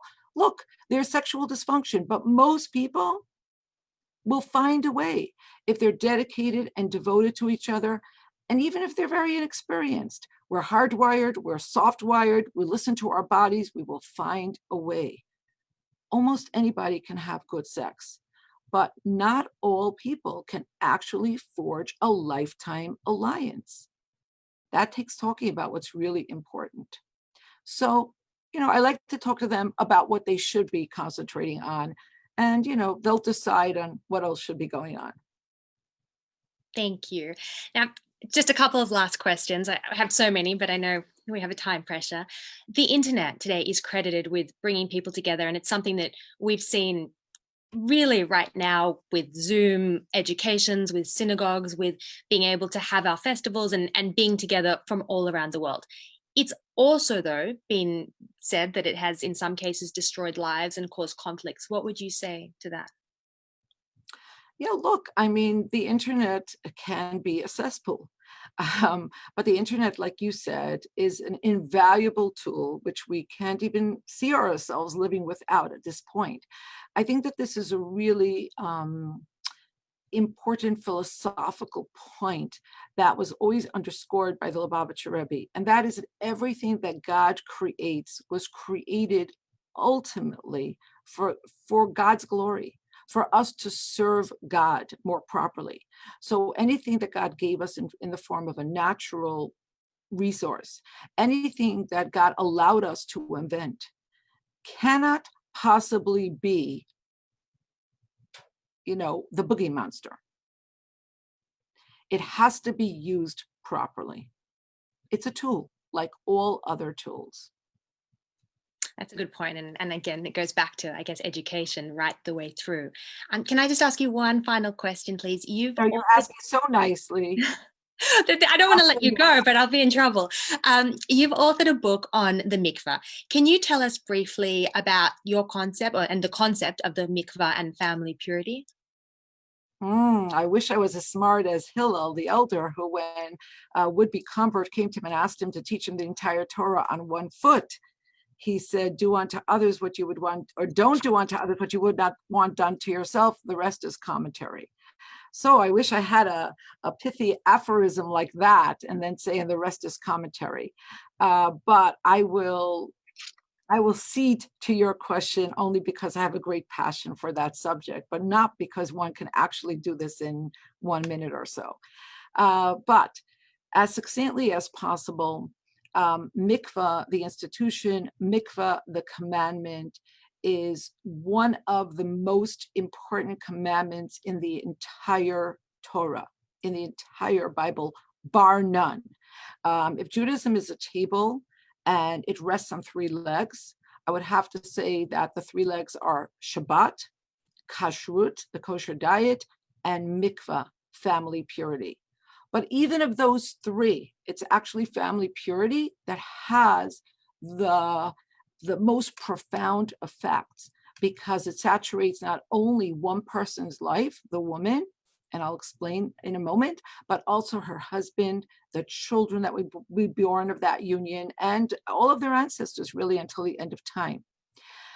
So the Bible prohibits sexual intimacy between a woman and her husband during the time that she is a nidah, which is the biblical word for a type of ritual impurity that rests upon her from when she starts her period until after which time she has immersed in the mikvah. She immerses in the mikvah 7 days, after which time she has definitively been able to track that her period is over. Immersing in the mikvah is not about physical hygiene. It's about immersion of the soul, and it transforms the woman on a very, very profound level. And when she returns to the mikvah, she and her husband can be intimate again. So there's a lot to be said about mikvah, but pulling this back into our relationship, when we talk about how differences and figure in a relationship and how modesty beckons, or how romance thrives on knowing the unknown, mikvah becomes a very, very important touchstone. And I really get hives. I actually have a visceral negative reaction when people try to paint mikvah as a panacea to all social ills and tell you that you must go to the mikvah because your marriage will be amazing and your sex life will be off the charts. You can't make promises like that. Marriage is a very complex thing, but I can say that all things being equal, the discipline and rhythm of mikvah injects a marriage with something you just can't get otherwise. I have even a greater allergy to people talking about mikvah as this amazing spiritual experience. That's an insult. We don't talk about any other mitzvah that way. Why do we feel compelled to talk people into going to the mikvah so that they can have an amazing spiritual experience? For every woman that comes out levitating, having seen her great grandmothers, heard celestial choirs, reconnected with God, and so on and so forth, reborn, rejuvenated, 9 women come out cold and wet. And that's okay, because the mitzvah is spectacular. The connection is simply divine, whether we feel it or not, just like any other mitzvah, by the way. So I don't want to hear any of this nonsense about how spiritual it is. Spiritual is really a word that connotes an experience that transcends and surpasses the physical senses. So you can feel very spiritual watching the sunset, and you could feel very spiritual taking a hit on a powerful drug. Going to the mikvah, like every other mitzvah, is not about spirituality as much as about achieving and cleaving onto godliness. Now, if when we experience a mitzvah, we feel spiritual, that's great. If you're totally aligned and calibrated every single time, that's amazing. But if you're not, know you have done the mitzvah. You have been transformed. You have achieved something great. Amazing. Thank you. Thank you so much for answering all the questions and for being here. And whilst there are so many more questions to ask you, I'm really excited to be able to go and read your books and look up your lectures to have even more of your insight. Well, have a good night, Tali, and all the rest of you. You have a wonderful day. Thank you so much. Now, before I introduce our next guest, I just want to remind everyone to please keep next Thursday free. I'm really excited because my dear friend and mentor, Honey Wolf from Central Shul here in Sydney, is going to be with us, and she's going to be interviewing her cousin, Mrs. Sterney Wolf. Now, she's recently experienced such a tragic loss of her husband from coronavirus in Hanover. And she made the amazing decision that rather than taking her husband and burying him in the Holy Land and moving there with her children, she was actually going to stay in Hanover and continue the work that both she and her husband started and bury him there, which makes him the first rabbi to be buried in German soil since the Holocaust. So that's going to be a really amazing story. And we're looking forward to seeing everyone again next week. But now we have an exciting performance from world-renowned legendary rapper and inspirational singer and speaker Ari Lesser. So Ari, welcome. Thank you so much for having me. Thank you for being here. We saw some of your songs early on, and we're really excited for your performance now. Oh, thank you. Well, after that beautiful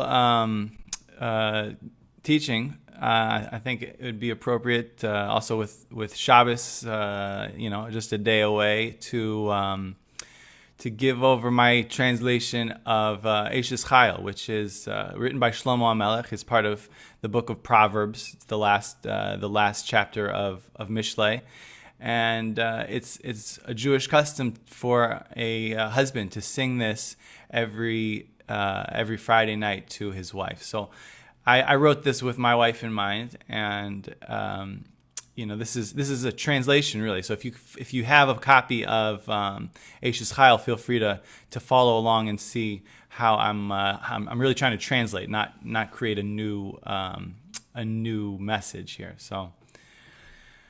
A woman of valor who can find, she's worth far more than a gold mine. Her husband's heart trusts in her, and he shall lack no treasure. She's good to him and never does him wrong.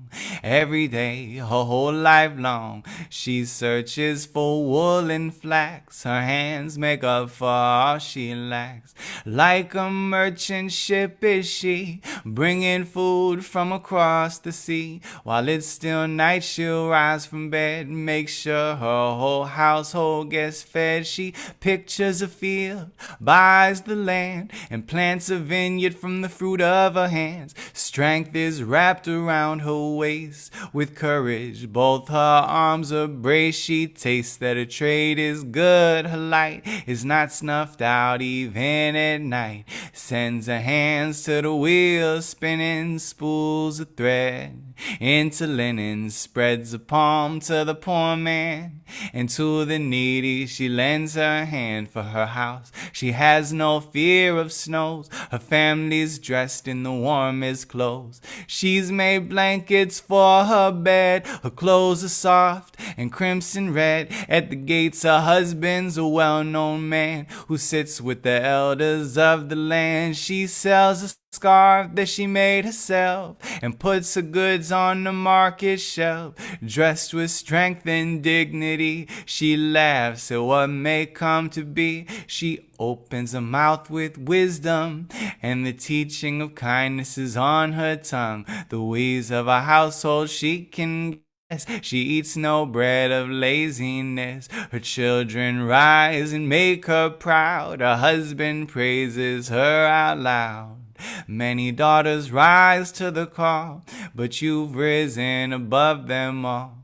Well, grace is false, and beauty is a phase. And let the woman who fears God be praised. The fruit of her hands is all she needs. She'll be praised at the gates by her own deeds. Yeah, grace is false, and beauty is a phase. And let the woman who fears God be praised. The fruit of her hands is all she needs.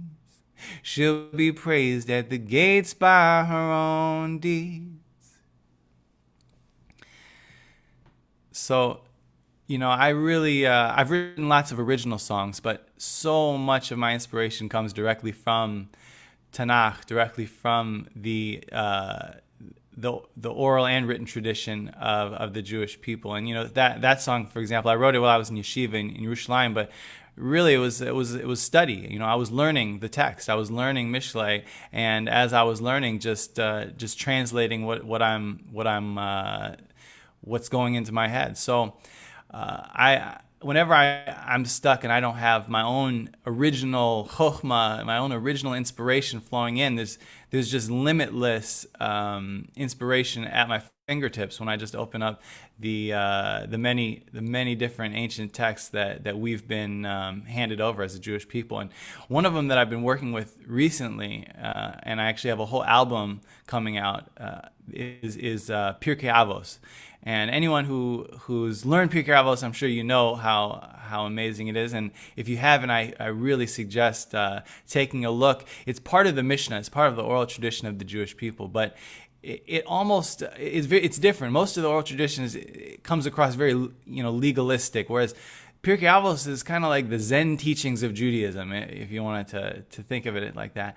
And the way I've gone at it, as opposed to with Mishlei, with what you heard there, I kind of went verse by verse translating Shlomo HaMelech's Eishes Chayil into English. With Pirkei Avos, I decided to do it a little different, and instead I found these themes that run through the whole book of Pirkei Avos, and for each theme I pull out a line that I think could be like a chorus, and then other verses that go along with that theme. So since I know we're going to be discussing Jewish education, I thought a good one to share would be one about study. So everything in this song you're about to hear is straight from Pirkei Avos. It's straight from the teachings of our sages.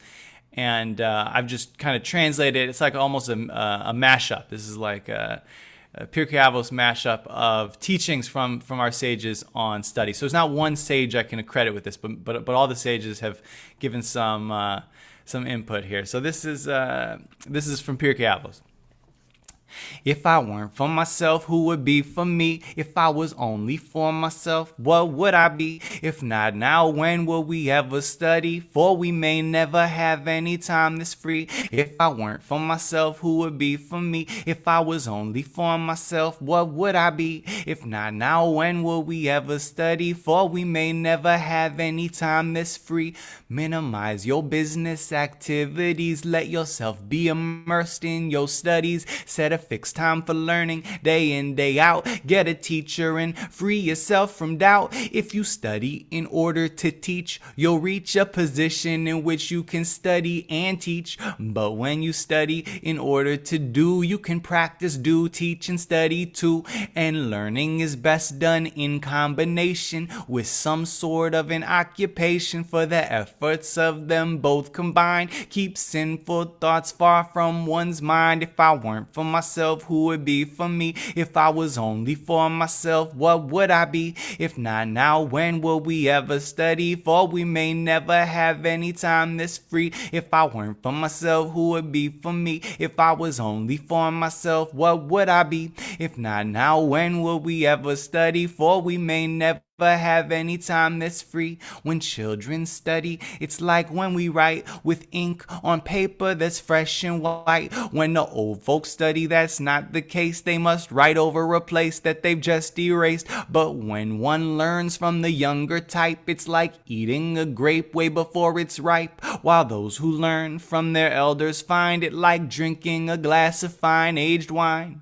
Though some disagree, Rebbe Meir maintains, you must judge a vessel by what it contains. For a new flask could be full of something fine, while an old flask may not have any wine. If I weren't for myself, who would be for me? If I was only for myself, what would I be? If not now, when will we ever study? For we may never have any time this free. If I weren't for myself, who would be for me? If I was only for myself, what would I be? If not now, when will we ever study? For we may never have any time that's free.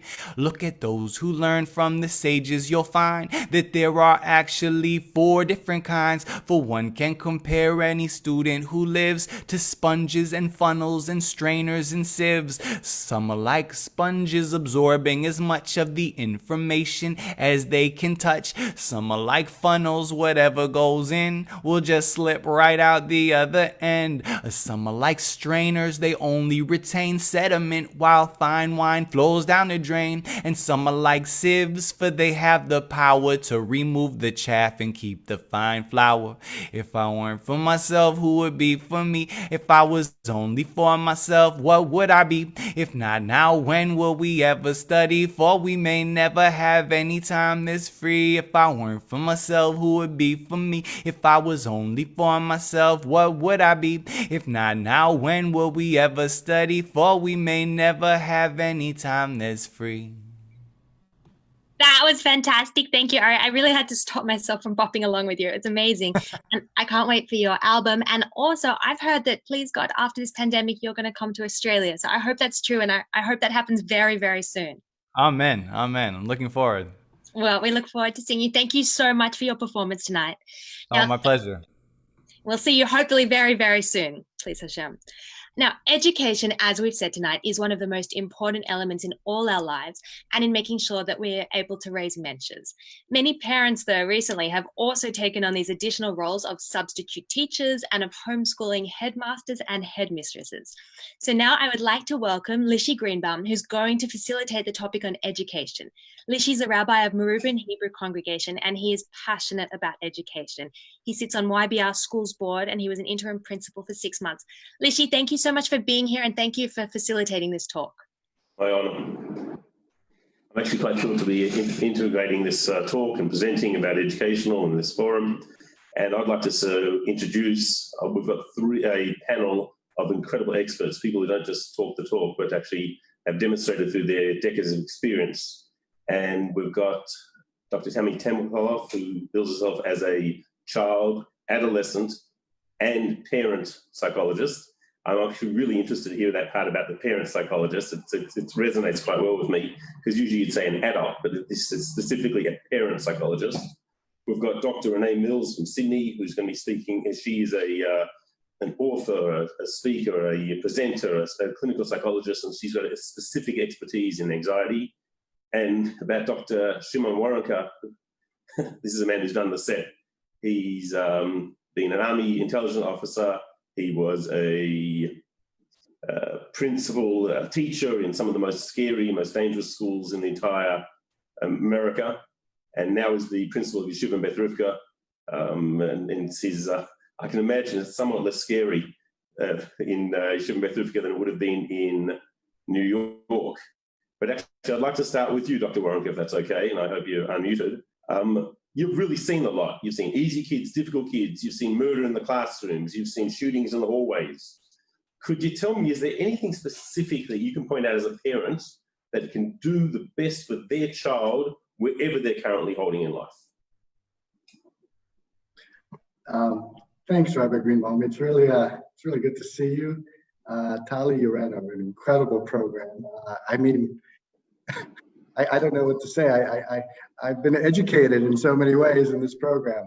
I think that if I were to give one piece of advice to anyone here, either as a parent, grandparent, makes no difference, a person in leadership, when you're thinking of your children, the one piece of advice I would give, if you want to bring out the best in them, is believe in them. You have to believe that they can do things. You have to believe that it's possible. If you don't believe in them, they won't believe in themselves. It'll be very difficult. They're almost finished before they start. Children have a natural curiosity. Children want to be able to accomplish things. Children want to take risks. And oftentimes as parents, we don't want them to take those risks. We're afraid that they may fail. We're afraid that that fall may be too hard. This is where I think parenting then starts going in the wrong way.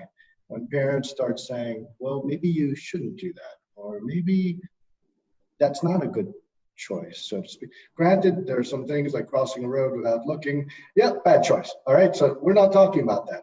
We're talking when a kid wants to do something and the parent hesitates because the parent doesn't think the child can do it. This is where my advice is: believe in the kid. Be their biggest cheerleader. Be on their side. Okay, so they may not make it. They may fail. They may plutz. But you're with them when they do. And you never stop believing in them. If you do that, I assure you, you will bring out the best in them. If you trust them, if you believe in them, that's what they need. They need that from you as a parent. By the way, it helped in being a leader of one of the 12 most violent schools of New York City.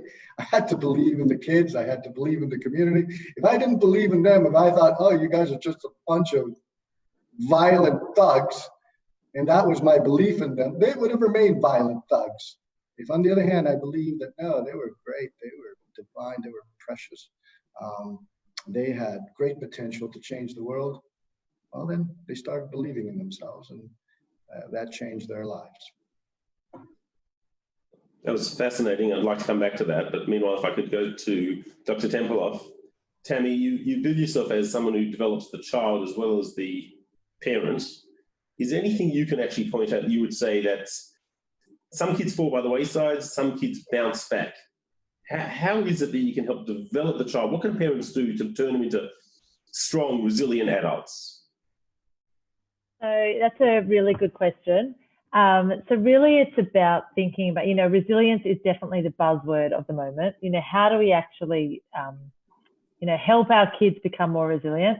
And I think one of the first ways to think about it is thinking about helping them to express their feelings. So not only express their feelings, but know what they are feeling. And that's both positive and negative feelings.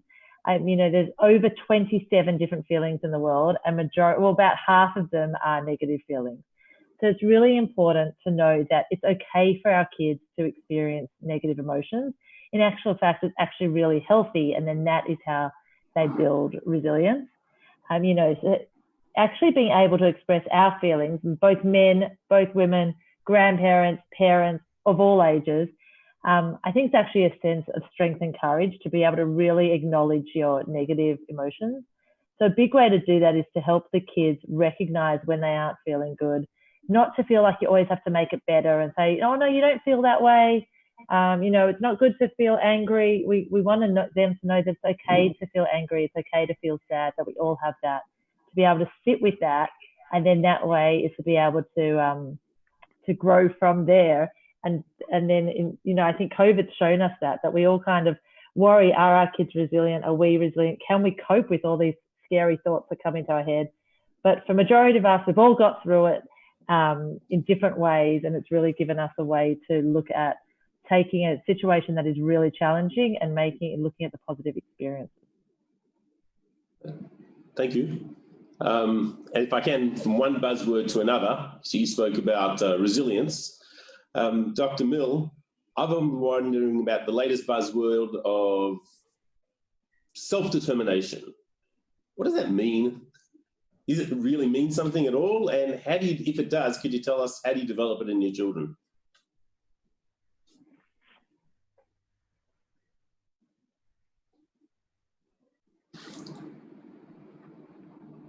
Thank you, Dr. Greenbaum. Well, unfortunately, it's not a buzzword.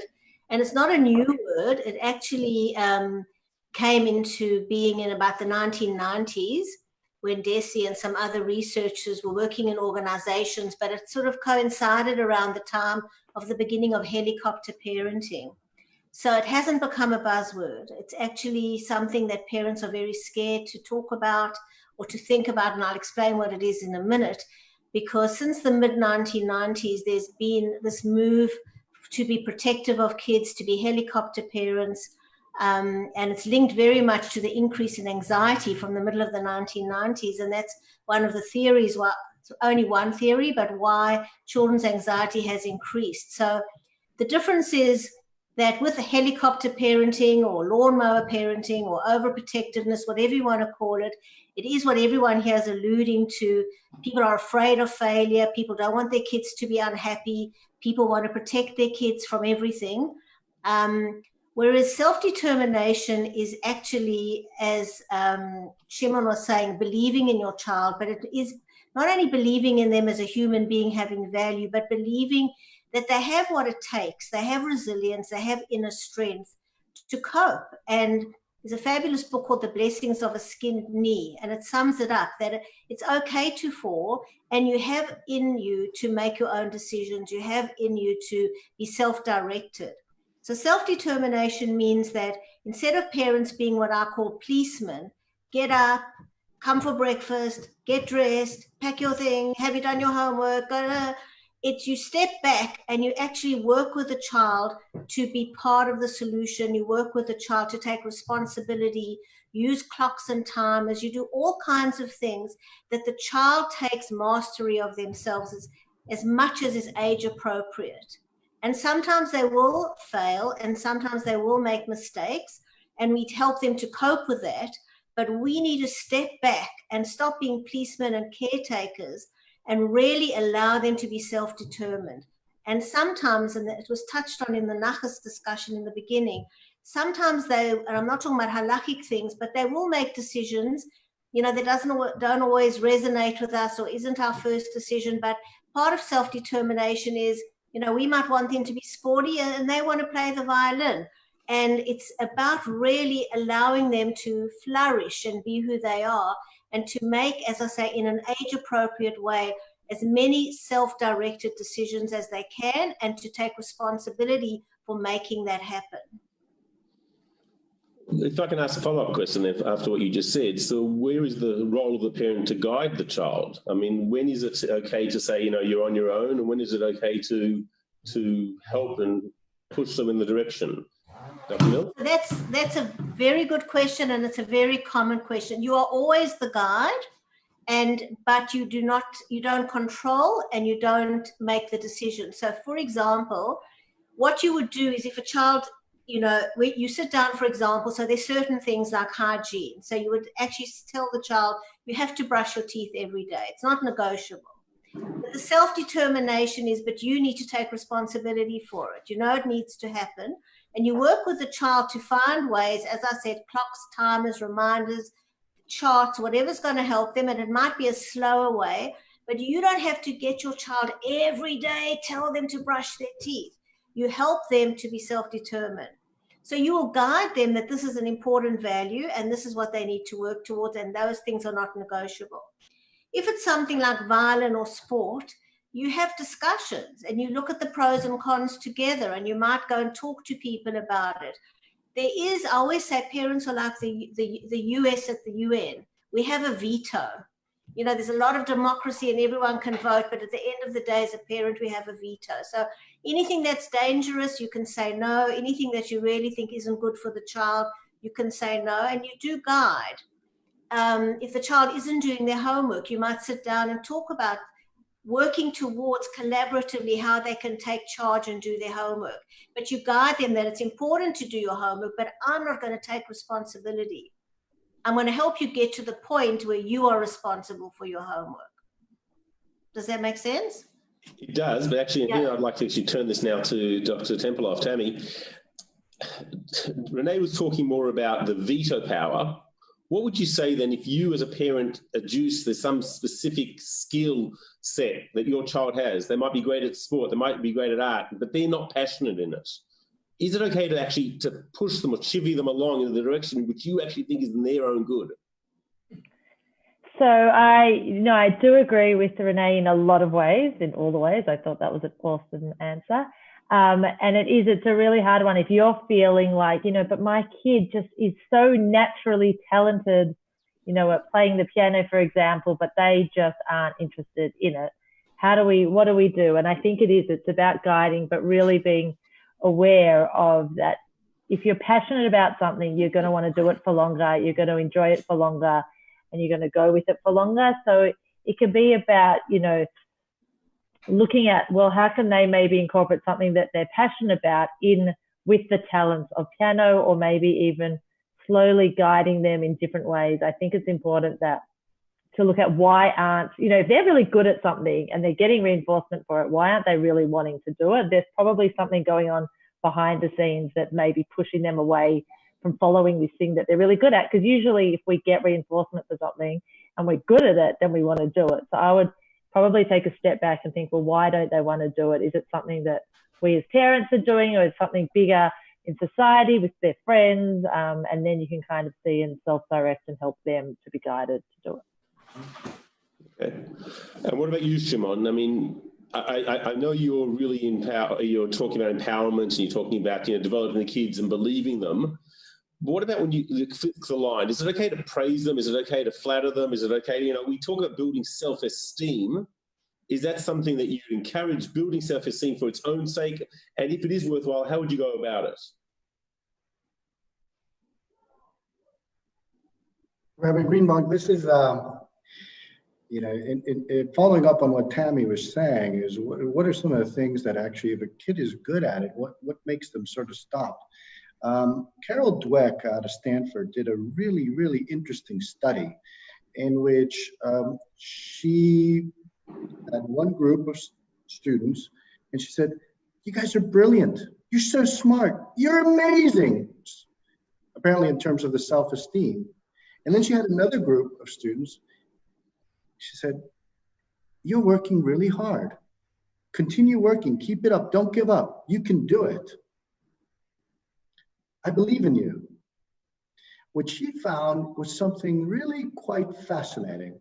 What she found is that in the first group of students, the students were more likely not to take any risks. So in other words, the second group of students who were told to work hard, that we believe in you, not that they're smart, but that they should work hard, they were 90% more likely to take greater risks. In addition to that, what she found is that they outperformed the first group by 25%. And so what she found is sort of the difference between the fixed mindset versus the growth mindset. Whereas the fixed mindset says, if I'm smart and I'm here, right? If I make a mistake, well, maybe I'm not so smart. So I don't want to lose my smartness. So if you're telling me I'm smart, I want to remain smart, so I won't take the hard choices. Whereas in this second case, the growth mindset, when you believe in them and you believe they can accomplish it, they work hard, what ended up happening is that the students flourished. And so the self-esteem is really the pride that they build inside them. I just want to refer back to Rabbi Gutnick at the beginning. He serves in the army, in the Australian army. There he is, standing tall and proud in uniform, and he was drilling for 12 hours in a day. I know, I remember those days. And, not that I recall them fondly, I just want to say, but the soldier starts believing in themselves after all that hard work. They believe they can do things, that nothing is impossible. That is ultimately what all the soldier training is, so that the soldier can feel, I can do anything. I can even go out there and in a hailstorm of bullets and I'll make it. It's that kind of belief in oneself. That can only happen after you work really hard and people believe in you and you believe that you can do it. And this is sort of the thing that we're all referring to, that Renee is referring to, in terms of that, self-determination. If a kid believes they can do it, they'll be able to do it. More than likely than not. Okay, so they may fail. But the thing is, going back to the self-esteem, don't use language like you're bright, you're smart, or you're beautiful, or, if say words like that are descriptive. I noticed that when you did X, this was the result. Or if you're, instead of saying beautiful, you can start describing. I like the way your hair is contrasted with the earrings that have 7 diamonds. Refer very specific to specifics that really bring out the joy in the person who took the time to make themselves so that they could be presentable. So it's just make sure that when you are going to praise someone, be very descriptive. Don't use a word such as beautiful or intelligent or smart. Praise them for specifics. Okay. So if I could just point out, all three of you have spoken so far of what you as a parent do for the child, how you develop the child, how you give the child, or how you take your hands off and step back. But is it okay for a parent to share with the child their own foibles, their own inconsistencies, their own struggles, their own negative emotions? When is it too much sharing, or when is it actually helping a child see, look, nobody's born perfect and it's time you too could turn into somewhat of a normal human being eventually? Tammy, would you like to take that one? Yeah, so I think that's really well related to, in terms of talking, when we're teaching the children to talk about their feelings. The best way, I think, to teach anyone anything is through modeling it through our own behavior. So I really wholeheartedly believe that it is more than okay to show our children or our grandchildren and model that we do experience hardships and that we are struggling with things. At the same time, though, I think it's really good to model and to be able to sit with that, but then also to model, okay, what do I do to overcome this? Or what do I do when it is getting a bit too hard? So, you don't want to burden them with adult problems. Absolutely, they do not need to completely be burdened with all the adult problems of the world, but at the same time, giving them the ideas of knowing, well, when I have an issue or when I have a concern, I can sit with that uncomfortable feeling. And I know that my mum, my dad, my grandparents, adults also go through that. I'm not alone. I'm not the only one who has this yuck feeling. And then giving them the ideas from them, seeing what you do to cope, from you doing, there's a idea of strength-based parenting. So you're looking at the strengths of the children, and then you're also modeling it through your own ideas. So, as has been mentioned, in terms of not talking about the specific traits, but just their strengths. You use good judgment today when you decided to pack your bag. You're not saying, oh, you're amazing at getting ready. You're really getting them to understand. And then when you do stuff, you also can model to them what are strengths, what are weaknesses. Everyone has their strengths and weaknesses, and we can work on both of those to help our kids. Okay, I like that idea. So you've actually shown the child, I've had struggles in my life, I've overcome them, I've developed myself, and hopefully they'll pick up on that.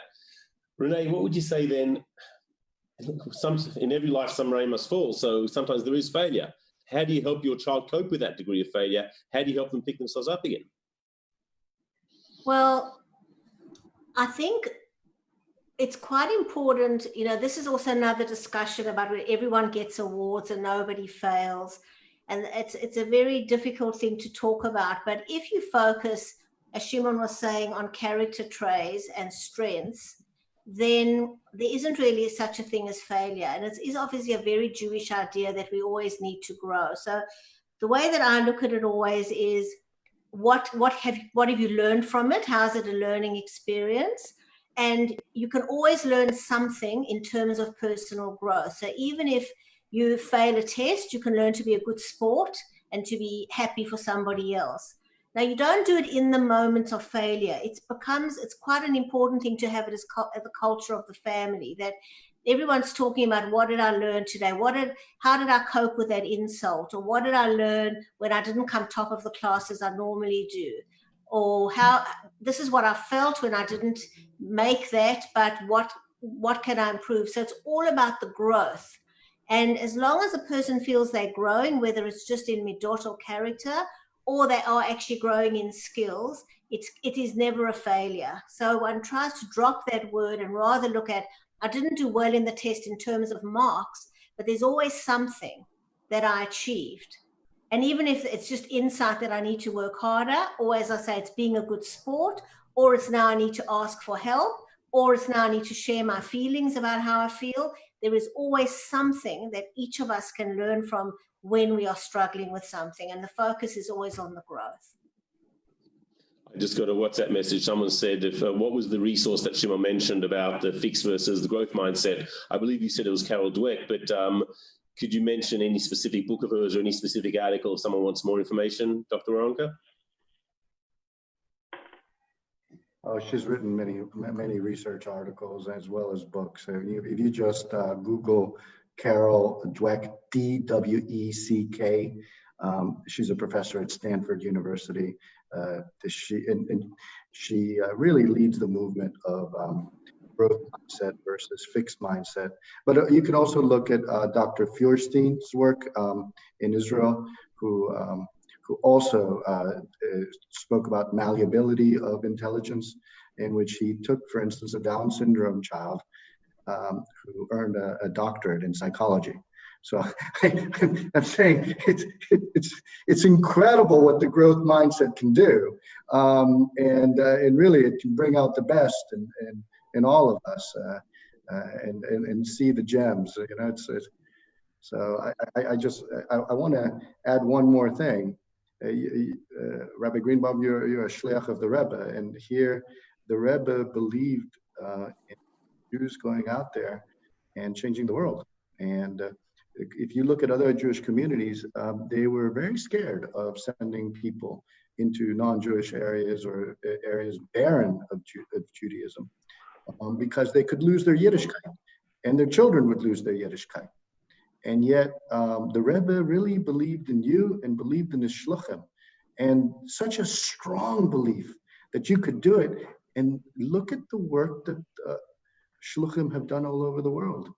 They're really changing and transforming the Jewish neshama across the world because of that belief that the Rebbe had in each and every one of you. I'm very proud to be being interviewed by a shliach of the Rebbe right now. Thank you. It's an honor for me to be interviewing all three of you. If I could just ask then, you came here, you stepped off the boat and you were thrown into the deep end, although I think I've just mixed up some nautical analogies, because COVID struck about a month and a half after you got here. If we've only got a couple of minutes left, if you could each just take one short thought of where do we expect the struggles and the troubles are going to be over the next short while, specifically after we come out, please God, of the COVID crisis. What should parents be looking forward to? What should be parents doing, helping their kids with anxiety or something? Just one quick idea, if you could. Dr. Miller, would you like to go first?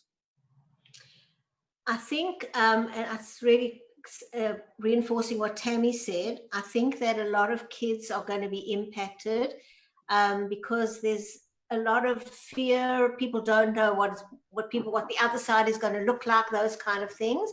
And I think we need to make space to talk to our children about it. We don't have to have all the answers, but they're often not going to initiate, and we need to keep talking about it in a safe way. And as we come through it, you know, they've all been through quite a lot out of school, in school, then there's been a few evacuations, and we need to make space for that. And I think that's going to be an ongoing issue for a good few months for our children to express what they need to express and to settle down. Dr. Tempelhof, Tammy? Yeah, I agree with Renee. I would also add, and what I've noticed in my clinical setting, is that a lot of kids, especially the more anxious kids, actually got into a bit of a rhythm at home. They didn't feel the anxiety of being around the social world, of being around people.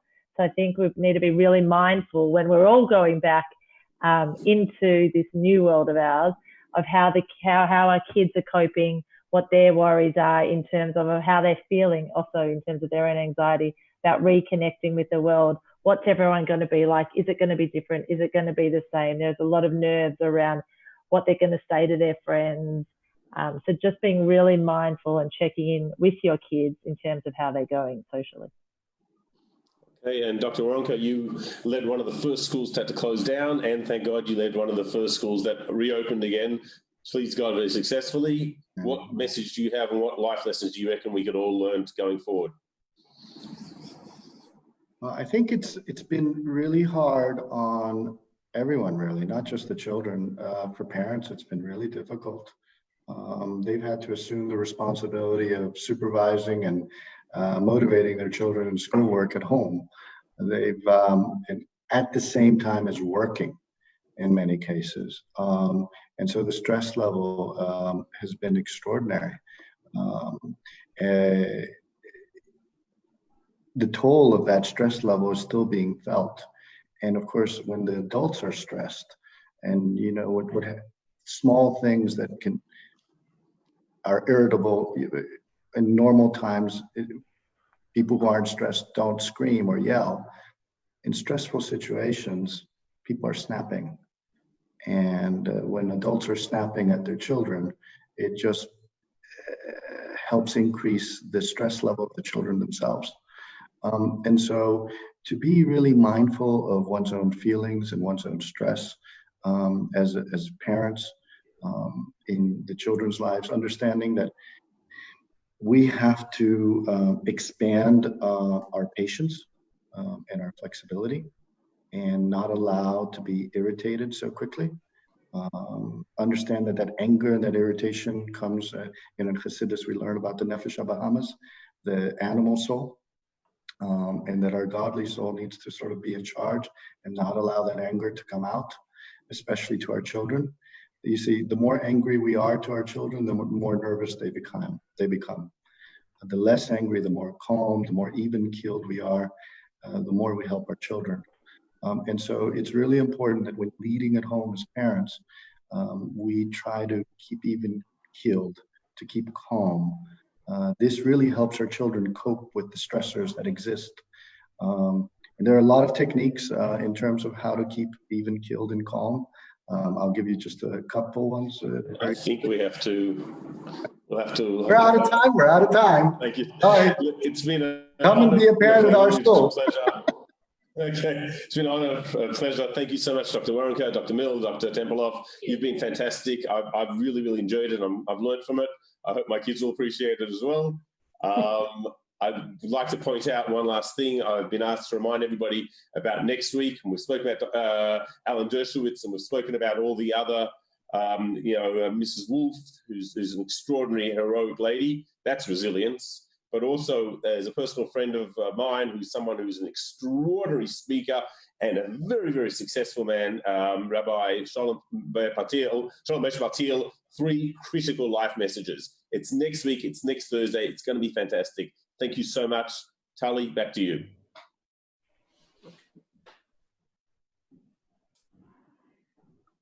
Hello. On behalf of the organizers, of Sinai Down Under, we want to thank all the presenters. And once again, thank you to Rabbi Greenbaum for introducing next week. My name is Mendel Haller from Kabbalah Dini. The organizers have a request from you. Our request from you is do a favor, share next week's program with a friend, tell somebody else about it. We've got an incredible program. I'm personally really looking forward to hearing from Mrs. Sturny Wolf. She's a woman who lost her husband and has 8 children and has decided to stay alone. She's the only Chabad family down in Hanover, serving the 5,000 Jews. And it's a truly incredible and inspirational story. We're really lucky to have her to share her story with us. Just one final point as we finish off. There's a man by the name of Michael that once did a survey that he wrote about. He went to all his colleagues at work and he asked them the following question. If you had $100 million, what would you do with it? And everybody gave different answers.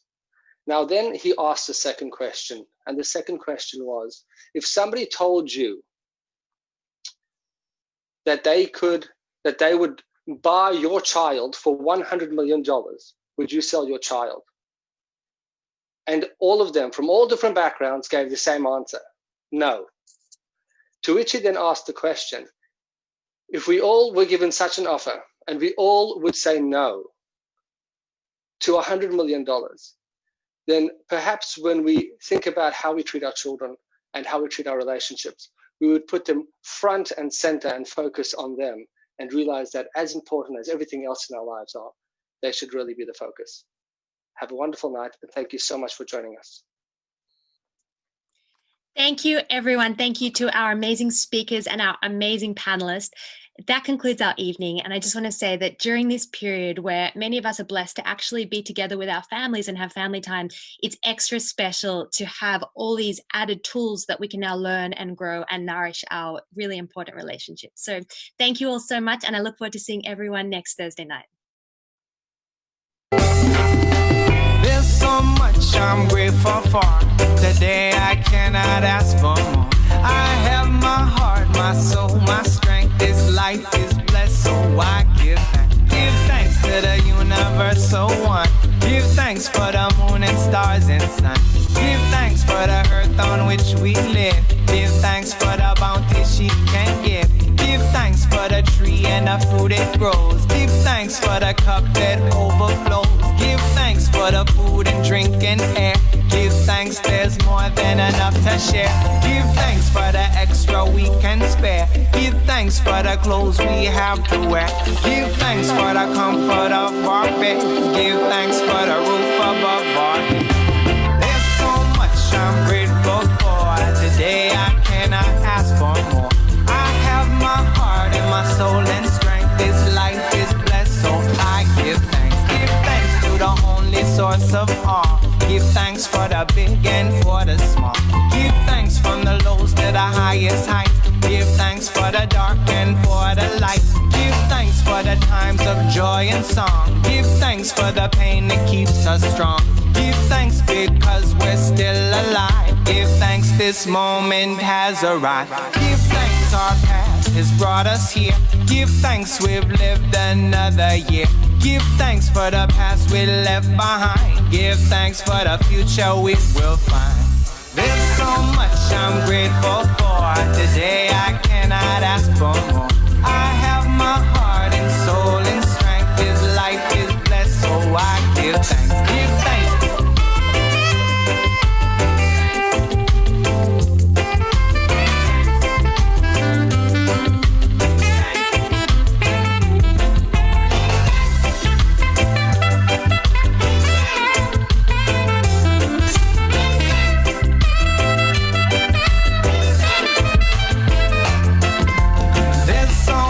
I'm grateful for. Today I cannot ask for more. I have my heart and soul and strength. This life is blessed, so I give thanks. Give thanks to the infinite most high. Give thanks no matter how or why. Give thanks in every time and place. Give thanks we're part of the human race. Give thanks for the people that we meet. Give thanks for the neighbors on our street. Give thanks for the teachers that we had. Give thanks for every mom and dad. Give thanks for the family that we got. Give thanks for the friends we like a lot. Give thanks for the ones we hold most dear. Give thanks to those we love are. There's so much I'm grateful for. Today I cannot ask for more. I have my heart and soul and strength. This life is blessed, so I give thanks. There's so much I'm grateful for. Today I cannot ask for more. I have my heart and soul and strength. This life is blessed, so I give thanks.